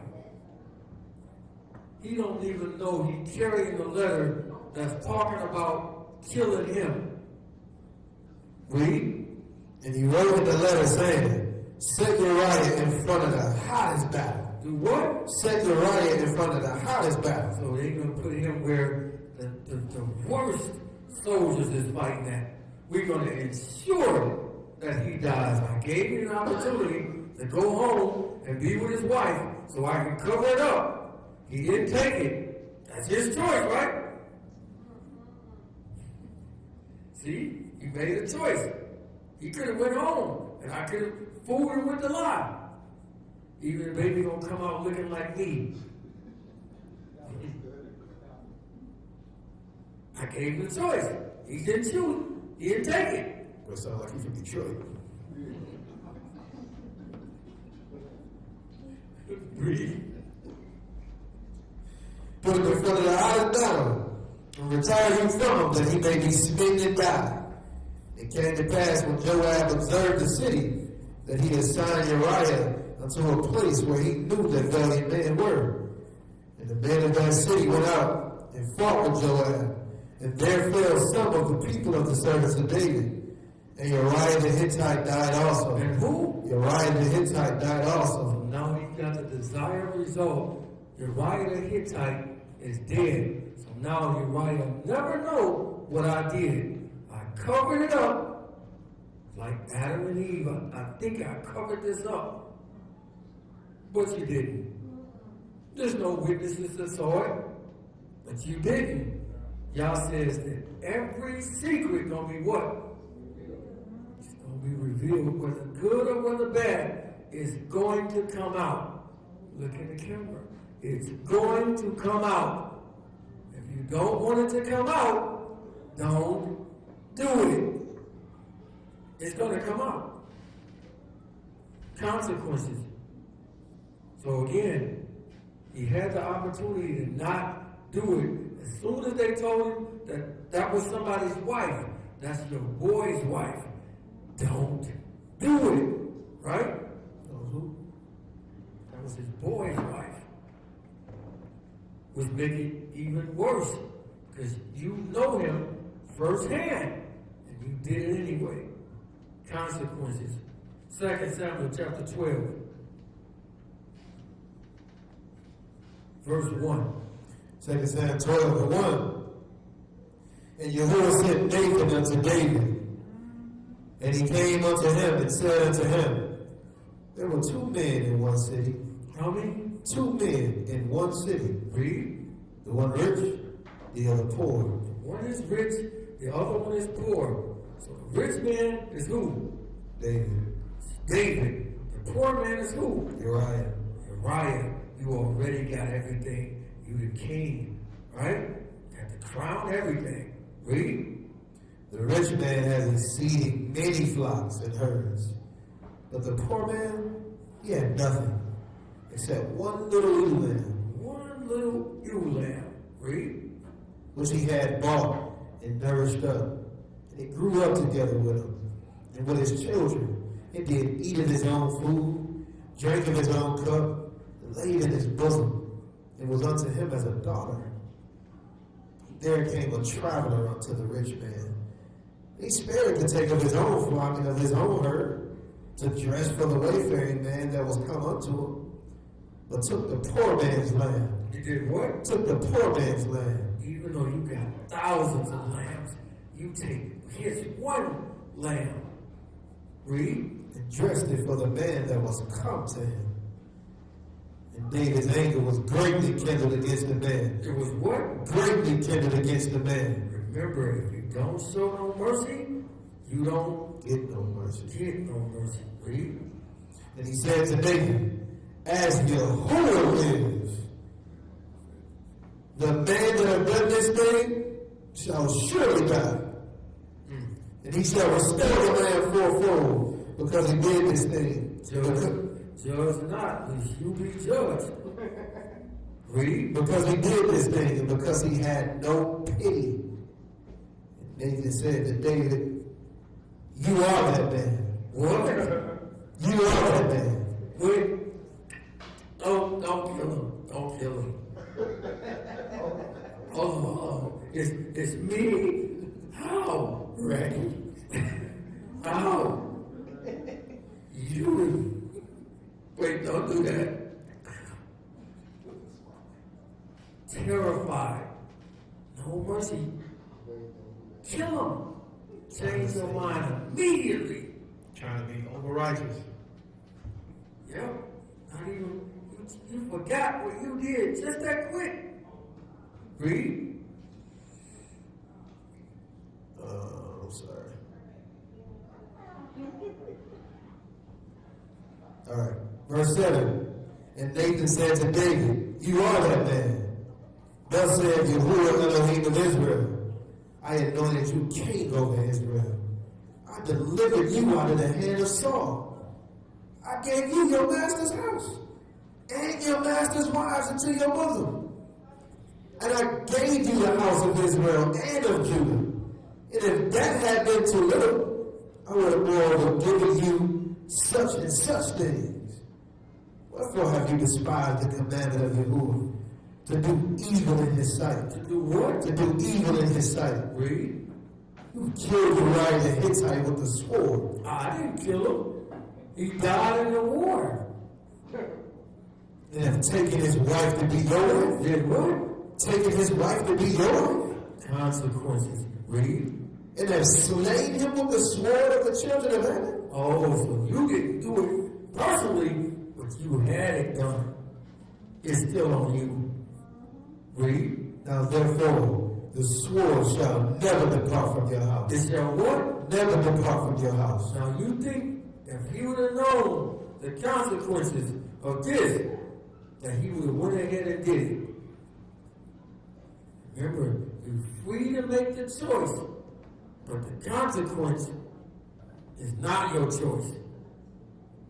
You don't choose the consequence. So now he says that the sword shall never depart from your house. Read. Because you have despised me, and have taken the wife of Uriah the Hittite to be your wife. Thus saith Yahuwah. Uriah was. Yeah. Thus saith Yahuwah. Behold, I will raise up evil against you out of your own house. I'm going to do what? I'll raise up evil against you out of your own house. That's the consequence. I'm going to put evil in your own house.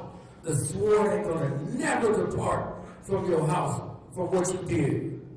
Read. And I'll take your wives before your eyes. Before what? Your eyes. I'm going to take your wives before your eyes. Read. And give them to your neighbor. And do what? And give them to your neighbor. And I'm going to give it to your neighbors. This is the consequence of it. Read. And he shall lie with your wives. And who? He shall lie with your So wives. you lie with that man's wife, your wife's going to get lied with. In the sight of the sun. And what? In the sight of the sun. On the open rooftop. That's the thing with it now. Read. For you did it secretly. You did it what? You did it secretly. You was in secret with it. But what? But I will do this thing before all Israel. I'm going to make everybody know. You not only going to get your lives took and laid with, I'm going to let everybody know about it.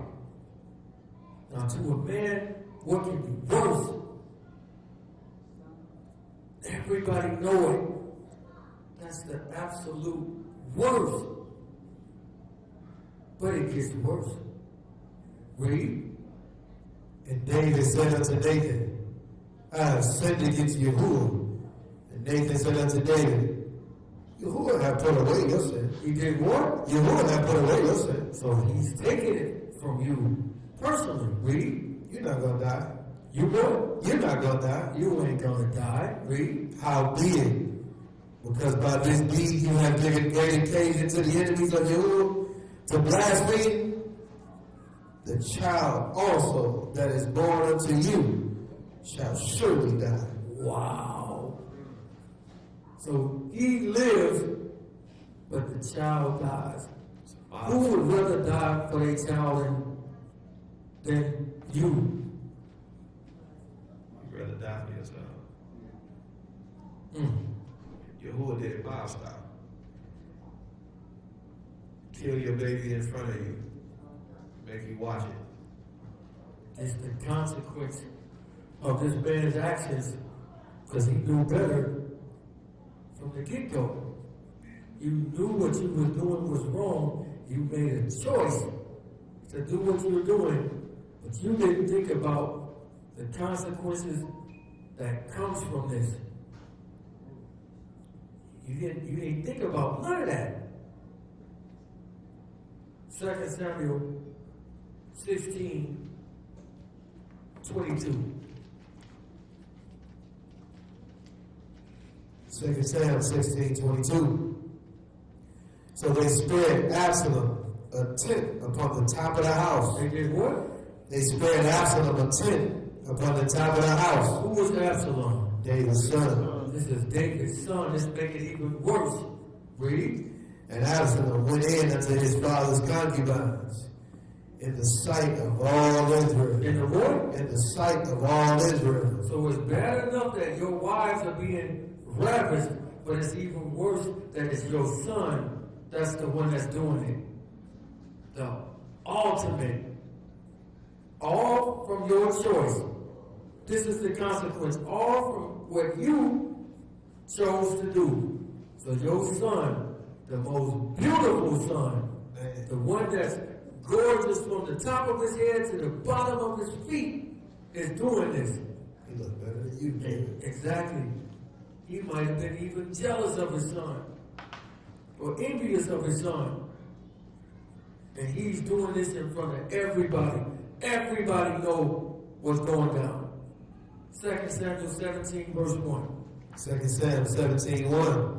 Moreover, Ahithophel said unto Absalom. Who was Ahithophel? Anybody? Ahithophel is David's counselor, or he was David's wise counselor.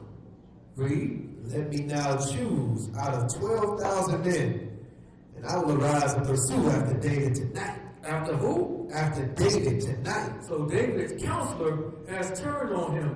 Why do y'all think David's counselor has turned on him?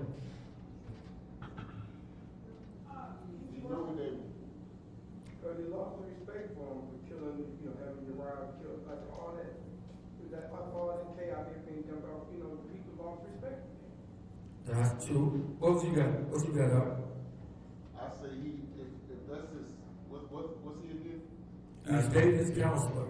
He confides in, David confides in him, so he knows all his secrets. So when he see what's happening, and David letting him know what's happening, and he's the cause of all this, look, this is like prophecy. Here's what it really is. Ahithophel is Bathsheba's grandfather. So that woman Uriah the Hittite, the wife, he's her grandfather. That's a discerned code. They're waiting to get at this nigga. So now he goes from advising to advising Absalom to kill David. Read. And I will come upon him while he is weary and weak-handed, and will make him afraid, and all the people that are with him shall flee. And I'll smite the king only, and I'll bring back all the people to you. The man whom you seek is as if all return, so all the people shall be in peace. All the people what? Shall be in peace. All the people shall be at peace. So again, David do this act. This thing followed him for years and years on out. He lose that son, his other son, raped his other daughter. Absalom goes to take the kingdom, and we know how Solomon turned out. But all of that stuff came from David's choice. And the consequence was really just like y'all said, the sword shall never depart from your house. So we got to deal with all that stuff off of the choice that he made, and that's the consequences. I told y'all, Mashiach made a choice as well. Give me John 6:38 again. John 6:38. For I came down from Shamaim, not to do mine own will. Not to what? Not to do mine own will. Not to do mine own will. So he gave up his own will, which he chose to give up. Right? This is his choice. Yeah. That he gave his own will up. John 3:16. The book of John, chapter 3, verse 16.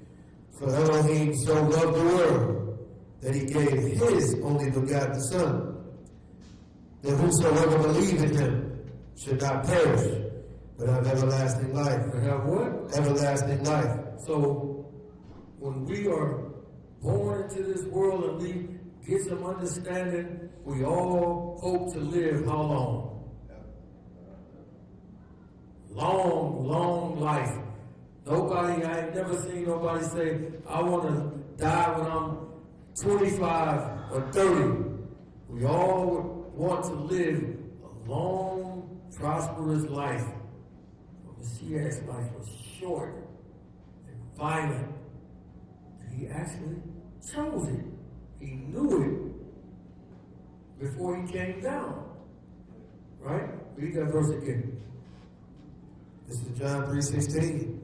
For Elohim so loved the world that he gave his only begotten Son, that whosoever believe in him should not perish, but have everlasting life. What kind of life? Everlasting life. Everlasting life. So he chose to come down here and to save these people. Right? Isaiah 50, verse 4.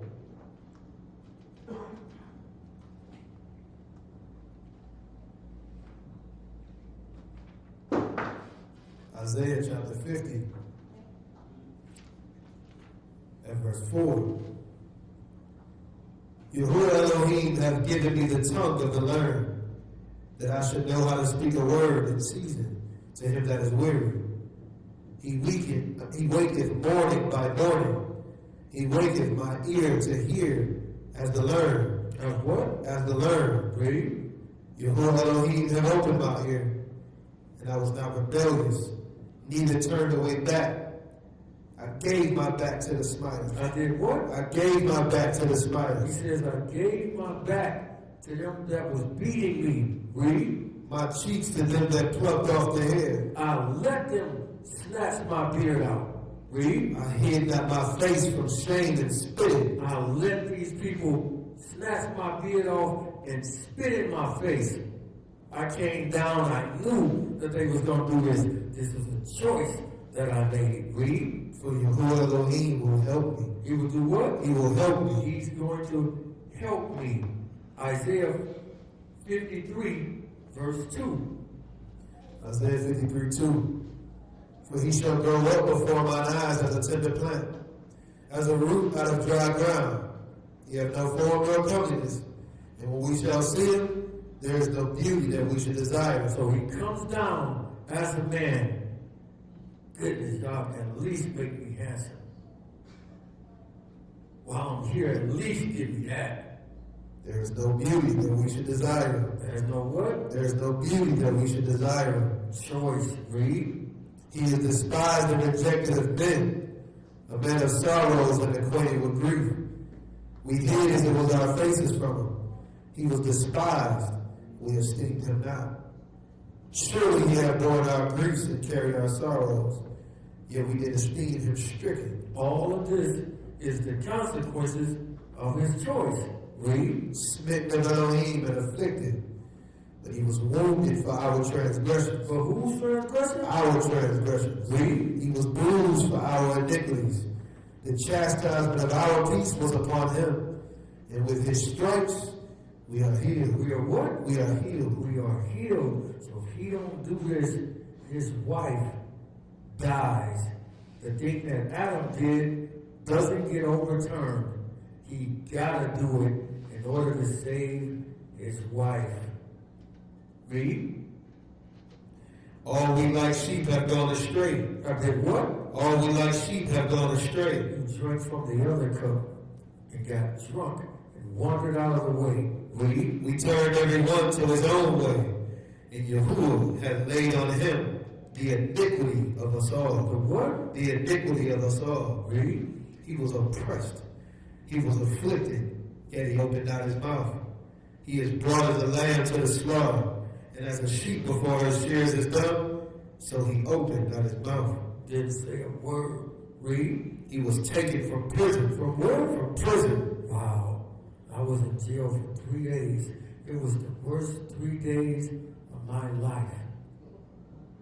Awful. I wouldn't wish it on my worst enemy. It's the absolute worst. Read. He was taken from prison and from judgment. Who shall declare his generation? For he was cut off out of the land of the living. He was what? Cut off out of the land of the living. He died for it. Read. For the transgression of my people was he stricken. For what? For the transgression of my people was he stricken. Was he beaten, stricken? Read. And he made his grave with the wicked, and with the rich in his death, because he had done no violence. He did what? He had done no violence. He ain't done no violence, but he made a choice. And I'm coming down there, and the consequences of that choice is these people gonna beat you like you stole something. They're gonna beat you worse. They're gonna give you a West Indian beating, the absolute worst. They're gonna give you one of them. Worse. He chose it though. The consequences. Matthew 26:36. Neither was there deceit in his mouth. No lies. Matthew 26:36. Matthew 26:36. Then comes Yeshua with them unto a place called Gethsemane, and said unto his disciples, Sit you here while I go and pray yonder. And he took with him Peter, the two sons of Zebedee, and began to be sorrowful and very heavy. Then said he unto them, My soul is exceeding sorrowful. It is what? Exceeding sorrowful. So this is past sorrowful. This is depression that he's going through. Read. Even unto death.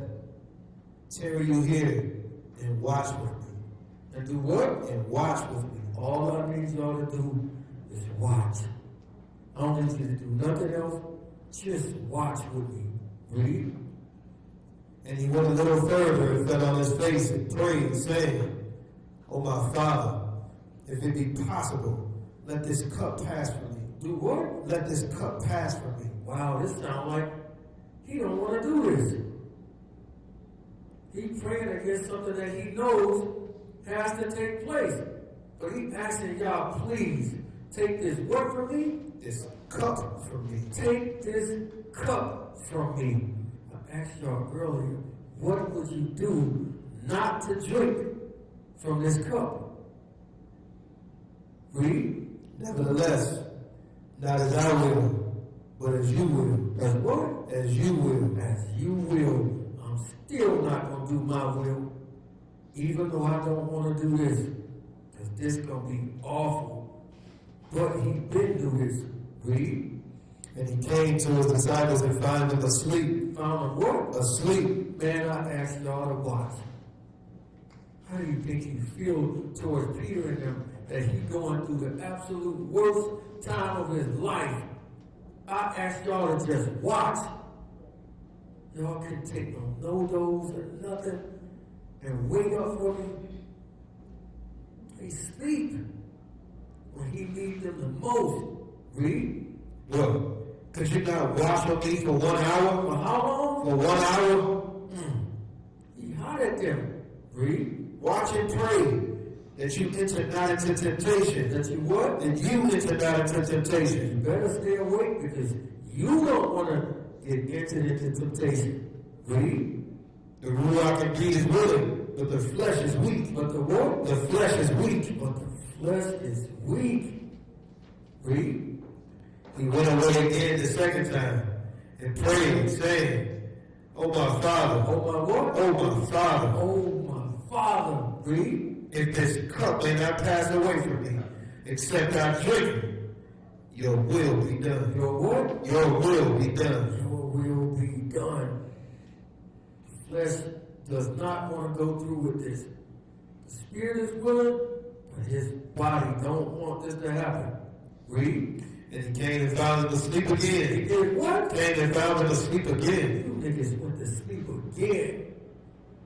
After I just came and told y'all about what you just did, they went to sleep again. Read. And their eyes were heavy. And he left them and went away again and prayed the third time. How many times? The third time. Prayed 3 times against what he knows has to take place, or all his people die. What Adam did is not reversed. Read. Saying the same words. Then come he to his disciples and said unto them, "Sleep on now. Go in and sleep, man. Take your rest. Behold, the hour is at hand. The Son of Man is betrayed into the hand of sinners." So what? The hand of sinners. So it's this cup that he's talking about. Please, y'all, don't make me drink from this cup. Please, I do not want to drink from this cup. First verse, last verse again. Revelation 14:10.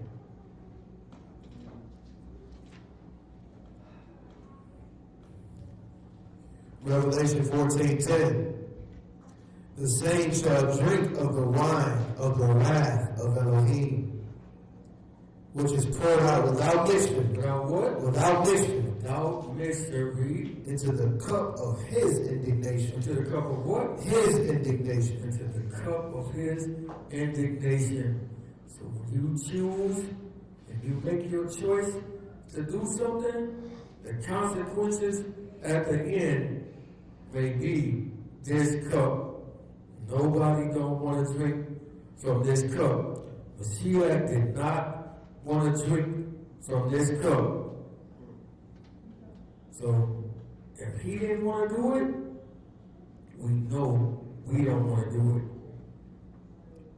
But so remember, every choice that you make has what? Consequences. And it's a la carte. And with that, this court is adjourned.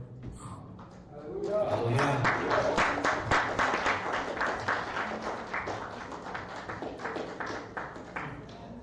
Questions? Comments? The question is about the verses that were read, but it's not about choices. I was wondering, what do Old Testament only people, how do they interpret Isaiah 53? They say that it's talking about Israel as a whole and not the one man. but it's easily killed. You just ask, okay, who is Israel and who is the other person? Very easy. What do they say next time? They don't, usually. They just say it ain't, but it ain't Jesus, though. It ain't Yeshua. It's like, I never mentioned his name or who, you know. They're normally confounded. Yeah, that's the dance. Well, I don't know who it is, but it ain't no Jesus or Yahushua or Yahweh, whoever you want to say nothing about nobody. I just ask you, who is who? We can't be the him and the, you know, and the us and the we. Can't be both. One or the other one. Which one is we? Okay. Yeah, because we were saying we live our life for us. Yeah, doesn't make sense. What's that question on there? Did David feel comfortable taking Bathsheba because Uriah was a Hittite and that wasn't somebody she'd been married to anyway? No, there's nothing in the text that suggests that he did it just because she was a Hittite. The text suggests that he did it because she was very beautiful to look upon. That's why. It was her beauty was lust. Let me get this out the way. For anybody that think it's okay to commit adultery with a person just because they're not quote unquote of Israel, you're wicked. Stop it.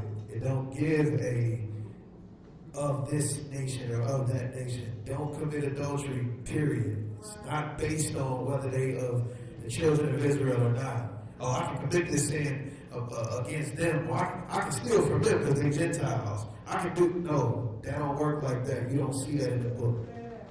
So, stop it with that. I think it's a perfect segue for my question. Polygamy and coming from Mormonism. I went through Utah and I found out that that's from Mormon texts. Polygamy thing. Is that true? And it comes from Mormon text. It's in the scriptures, but a lot of people started using the Book of Mormon to push it. It's in the scripture though. So basically, you see polygamy in the text. It's you know what I'm saying. It's undeniably in the text.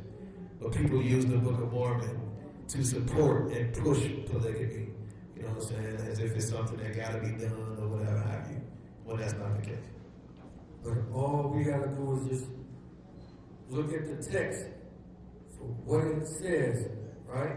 So again, this is choices and consequences. Abraham made a choice following after his wife to take Hagar as his other wife, right? In doing so, what ended up happening in that? Created a son whose hand was evil towards all his brothers. Put him at odds with the children of Israel based on the birthright. His son Isaac was almost killed. He had to kick her out. You know, she could have been a good handmaid. He had to dispel his own child. His own son, from doing this, is now gone. That's the worst. And that's his firstborn.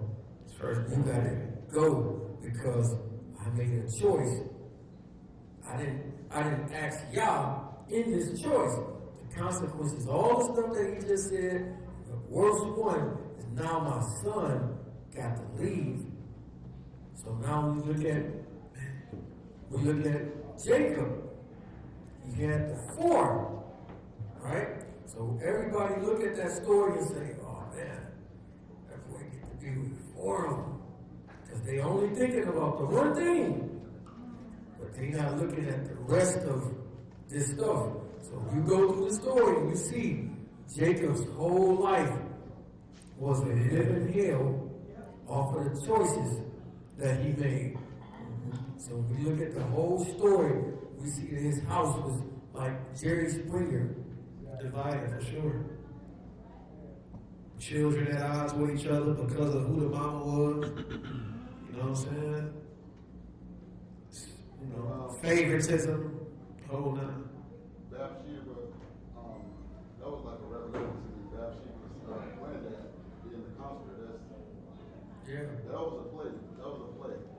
You put it down. That was great. Yeah, for sure. That was a play. This is the perfect opportunity.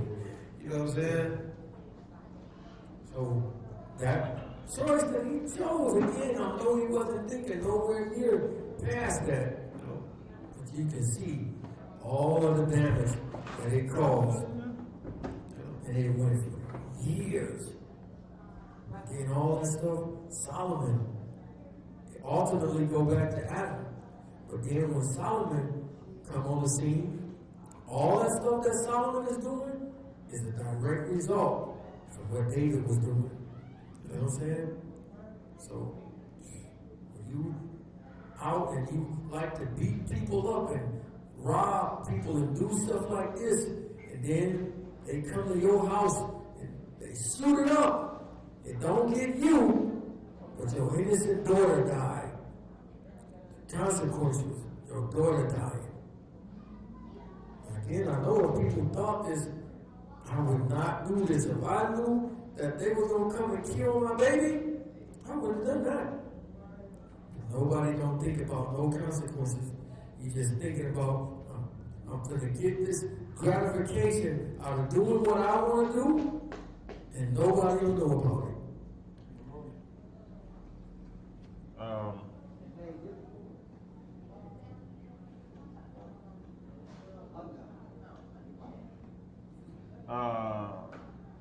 Ezekiel 18 and 20, according to this verse, David's baby should not have been put to death. So why was he? Let's go there.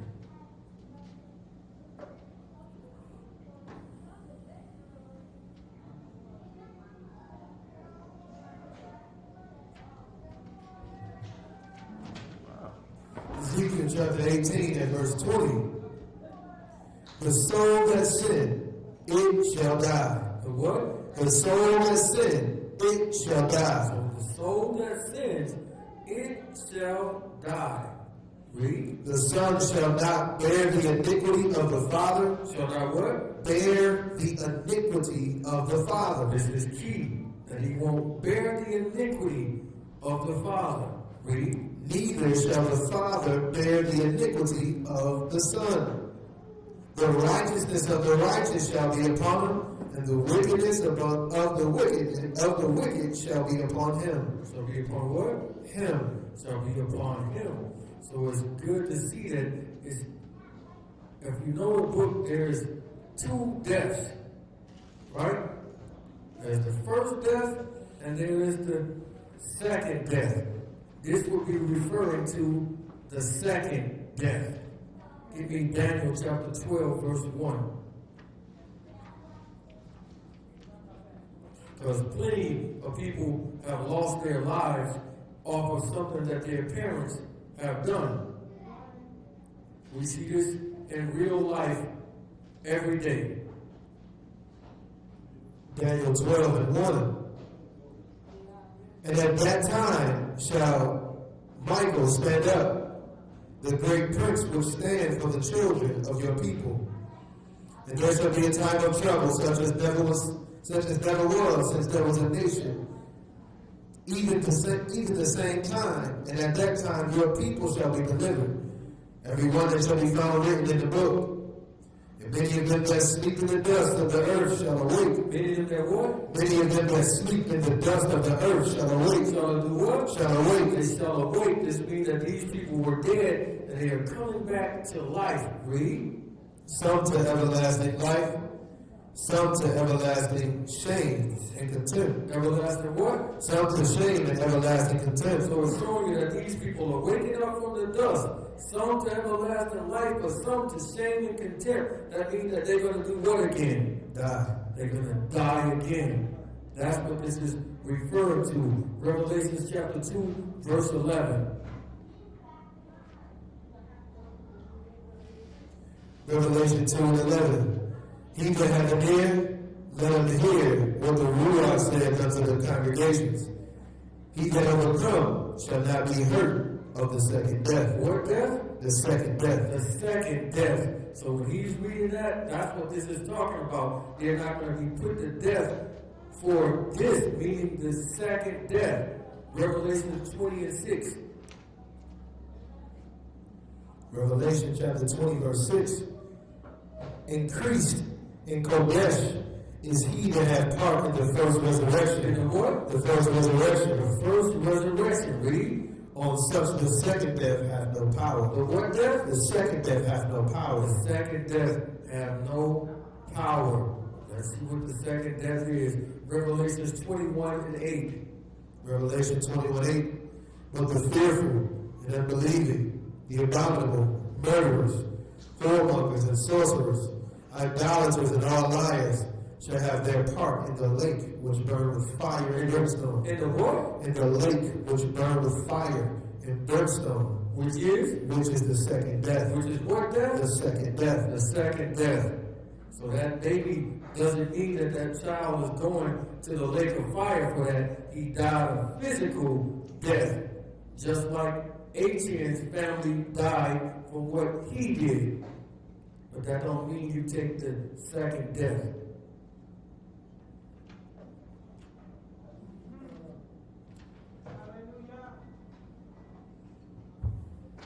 Is that it? Basically, this is a quick question. So it's just like you saying, Achan's family died. They died because of what he did, and then they get resurrected. Okay, because they was innocent. They had nothing to do with the family, pretty much. And so they get resurrected. So Oh, it they have depends a on. chance. So you saying they have a chance to live and get eternal life? It depends on how they were living. Were they doing that which was right in this time? But we know that Achan is the one that did this sin. So I'm not going to say that all his family is going to make it. From the outside looking in, it appears that they would make it, but it doesn't tell us how their life was before this or what they were doing. But we know for a fact David's child is innocent. And we know that his family didn't come forth to say he did it either. When he was asked, who did this? His family stayed quiet, just like everybody else. You know what I'm saying?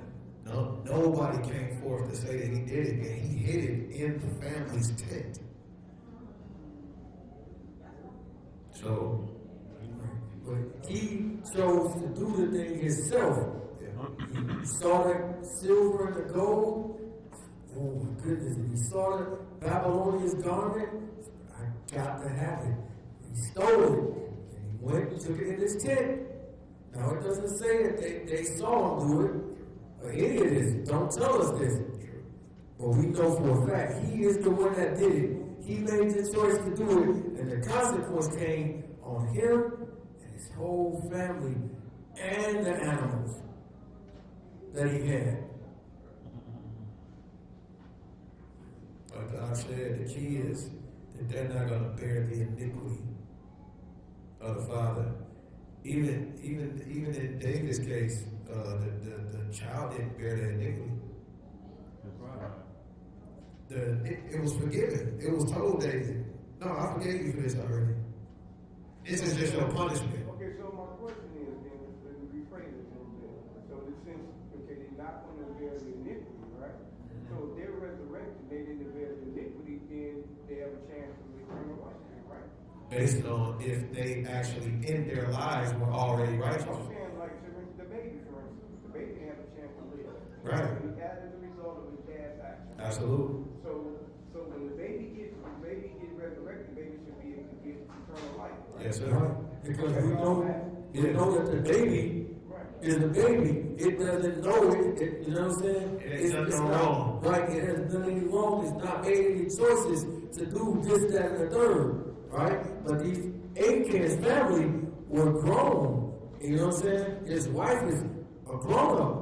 So she has made choices in her life to do certain things. It doesn't tell us whether or not she was righteous or his children were righteous. So I can't say that, yeah, they're gonna be resurrected to life. I don't know. Right, that's perfect, that makes perfect sense. We don't know. Yeah.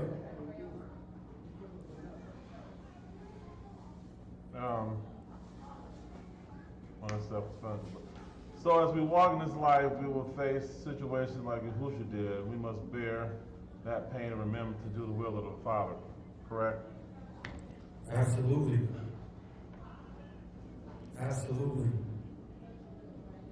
He says, pray that you are worthy to escape what's going to come on all the world.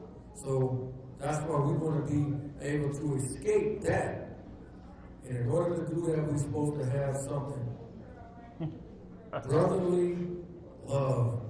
And there's a lot of hate amongst the quote-unquote brotherhood, sisterhood. Daniel 12:4. What book was it talking about being sealed? Not being Mormon. He said, what now? Read, say that again. In Daniel 12:4, what book was it talking about being sealed? Okay. Increase you. Go to Revelation chapter 5. Oh boy. Here it comes. Is it loaded stuff though? No, I mean, well, I'm sure he probably talking about the Book of Mormon, but I don't know for sure. He's just asking a straightforward question. He hasn't asked anything else before. Revelation 5:1. Revelation 5:1. And I saw on the right hand of him that sat on the throne a book written within, and on the backside sealed with 7 seals. This is the book that is sealed that Daniel had. It was sealed to him at that point. Now Mashiach is the only one that can open this book up that was sealed with these things in it.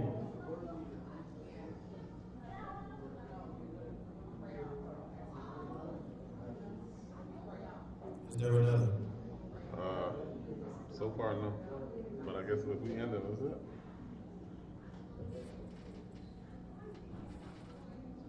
Email him if you have other questions. All right, we good? Yep. They didn't respond, so that's it. All right. Oh, I got a question. It's not really pertaining to the lesson, but is it anybody in here that know a family lawyer? Anybody got a family lawyer or know her? I have to give the, for instance, tribunal situation, but I have to bring it up because, I don't know if you, I'm not permitted to do my dad. His wife said no. I haven't had the, COVID vaccine. It's been 2 years.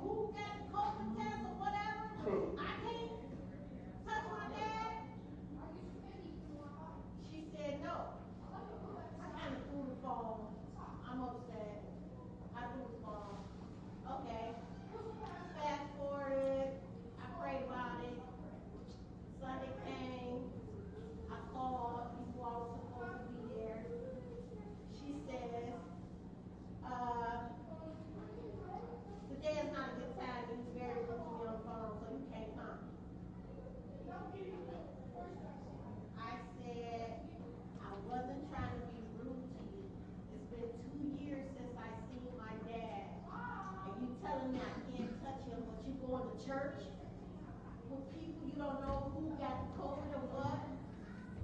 So now, she don't want me to see it. So now, I don't know what to do. It's wrong, and I don't want to trespass her property. I don't want to do anything wrong. I just want to do whatever I can do right. Just the right way. You know, so I can put my eyes on them, so I can hug them or something. I don't want to stay outside her house, she don't know my car, and wait till they leave. I don't want to do stuff like that. Right. I just want to be right about it. Because she's wrong. Absolutely. Well, I wish you didn't get mad. I did. And I understand why you got I was mad. hurt. But I did tell her, I said, I didn't get mad. I was hurt. Mhm. Because what if it was you and he didn't let your children see you? Right. But before I can get that out, she hung up the phone. So, call her back in a week or so and ask to see him again. And no matter what she say, don't get mad. Put it in God's hands. Right? Right? Put it in God's hands. And you remember when Nabal was being evil for no good reason?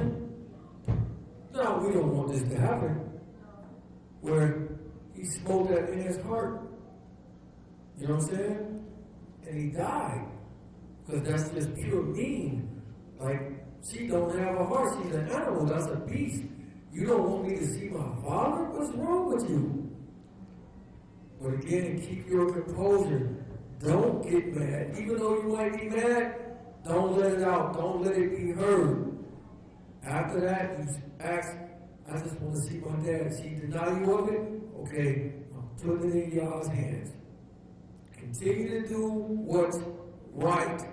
And y'all gonna work it out for you in some kind of way, shape, or form. When a man's ways please y'all, even his enemies. Right?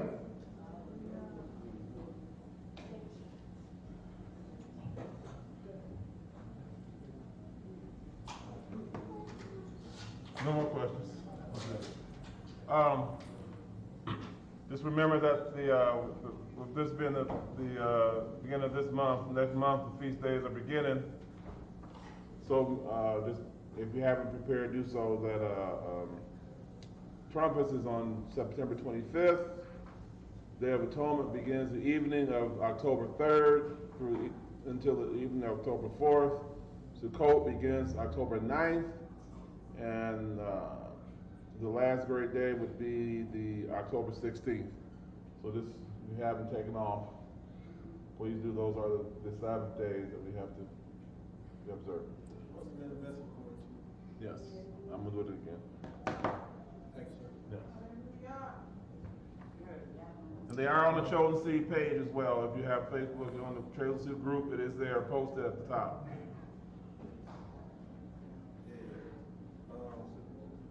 Is that it? We got anything else?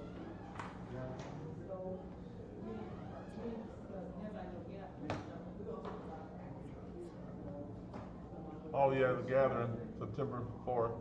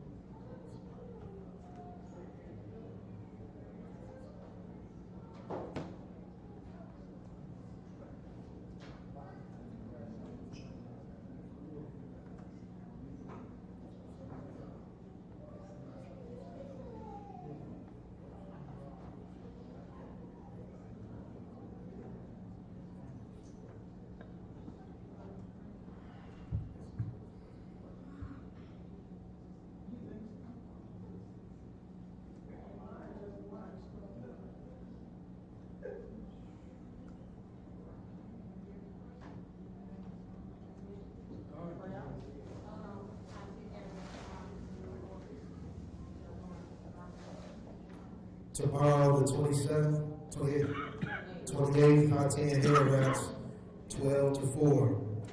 12 to 4 here. 12 to 4 here, hot 10 hair wraps. If you're coming, wear red. Here, yes, here. 12 to 4, where we're only women. Only women. Yeah. Hey, what if I identify as a woman? We probably kick you out of the congregation. Cannot go. Normally, we open the doors to everybody, but if you choose to be a liar walking in the door, you can't trust you for anything else. So if you are a rusty man with hair all over you, you cannot go in the girls' bathroom. Even if you shave your hair, Yes, rusty man, you cannot do it. you can't get rid of that shadow. I told a dude on the streets that one time. He was identifying as a woman. I'm like, well, what is that you got to keep cutting off your hair, off your face? Like, why is that there? Yeah, keep growing back for a reason, brother. Yeah. Call me by proper pronouns. What? You a man. They got new No ones. matter if you put a dress on, you still a man. That's the problem. I'm not gonna call you what you are. You can get in trouble for that. Hey, if you come in here, I'm gonna call you what you are, but you ain't gonna come in here in the first place. We're gonna stop you. And we're going to turn the camera off and call you all the men we want to call you.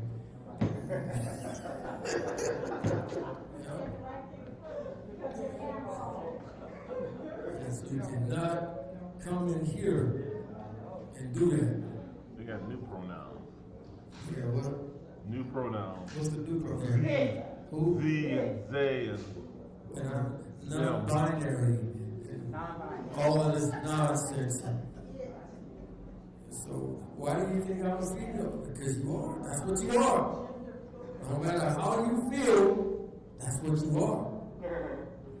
So you just get them. So I want you to call me the most handsome. Now, that's what I identify as. That's what you gonna call me. Right? Yo, come on, man. This is stupidity. Watch this video called "Change My Mind." It's hilarious. These white guys confounding these people with this nonsense. Yes, he asking them to change his mind about the gender thing, and he destroying them. It's hilarious. Is that the one where he said, what if I wanted to identify as a genius? You have to respect everything I say? Yes, yes. Because if you make me call you this, then this is what I identify as. it's crazy, bro. They do that at work. Y'all gotta call me. Somebody asked me to call that. I mean, I'm gonna get fired of it, but I haven't had to have it. Somebody asked me to fire it,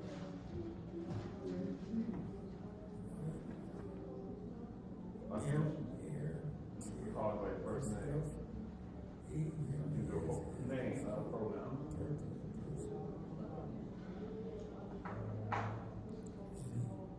Yeah, I'm not gonna do that job. That's it, though. That's it. You good? Yep, nothing else on the check. Let's pray out.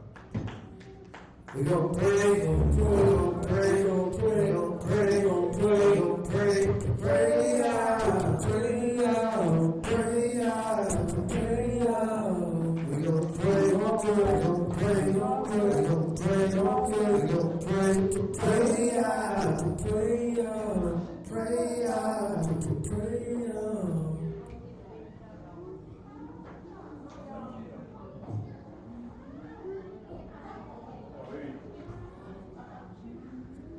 That's what I was saying.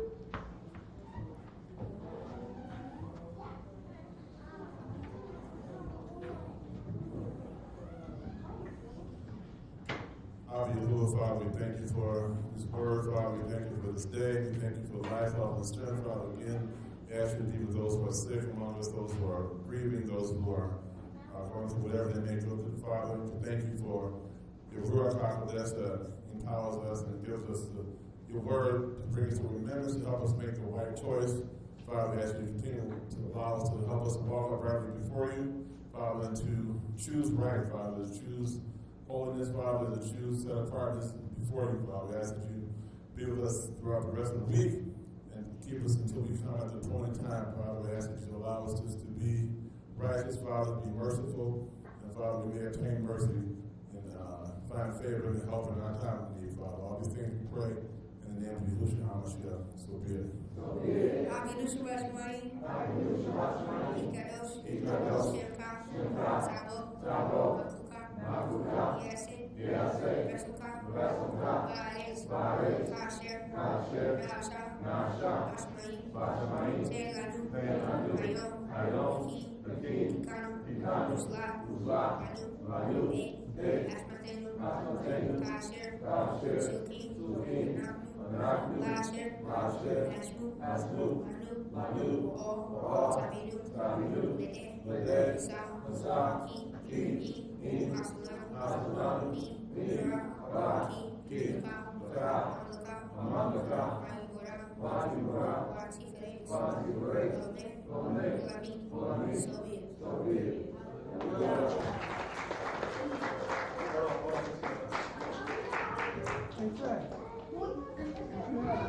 Hey, y'all, real quick, let's discuss the gathering real quick.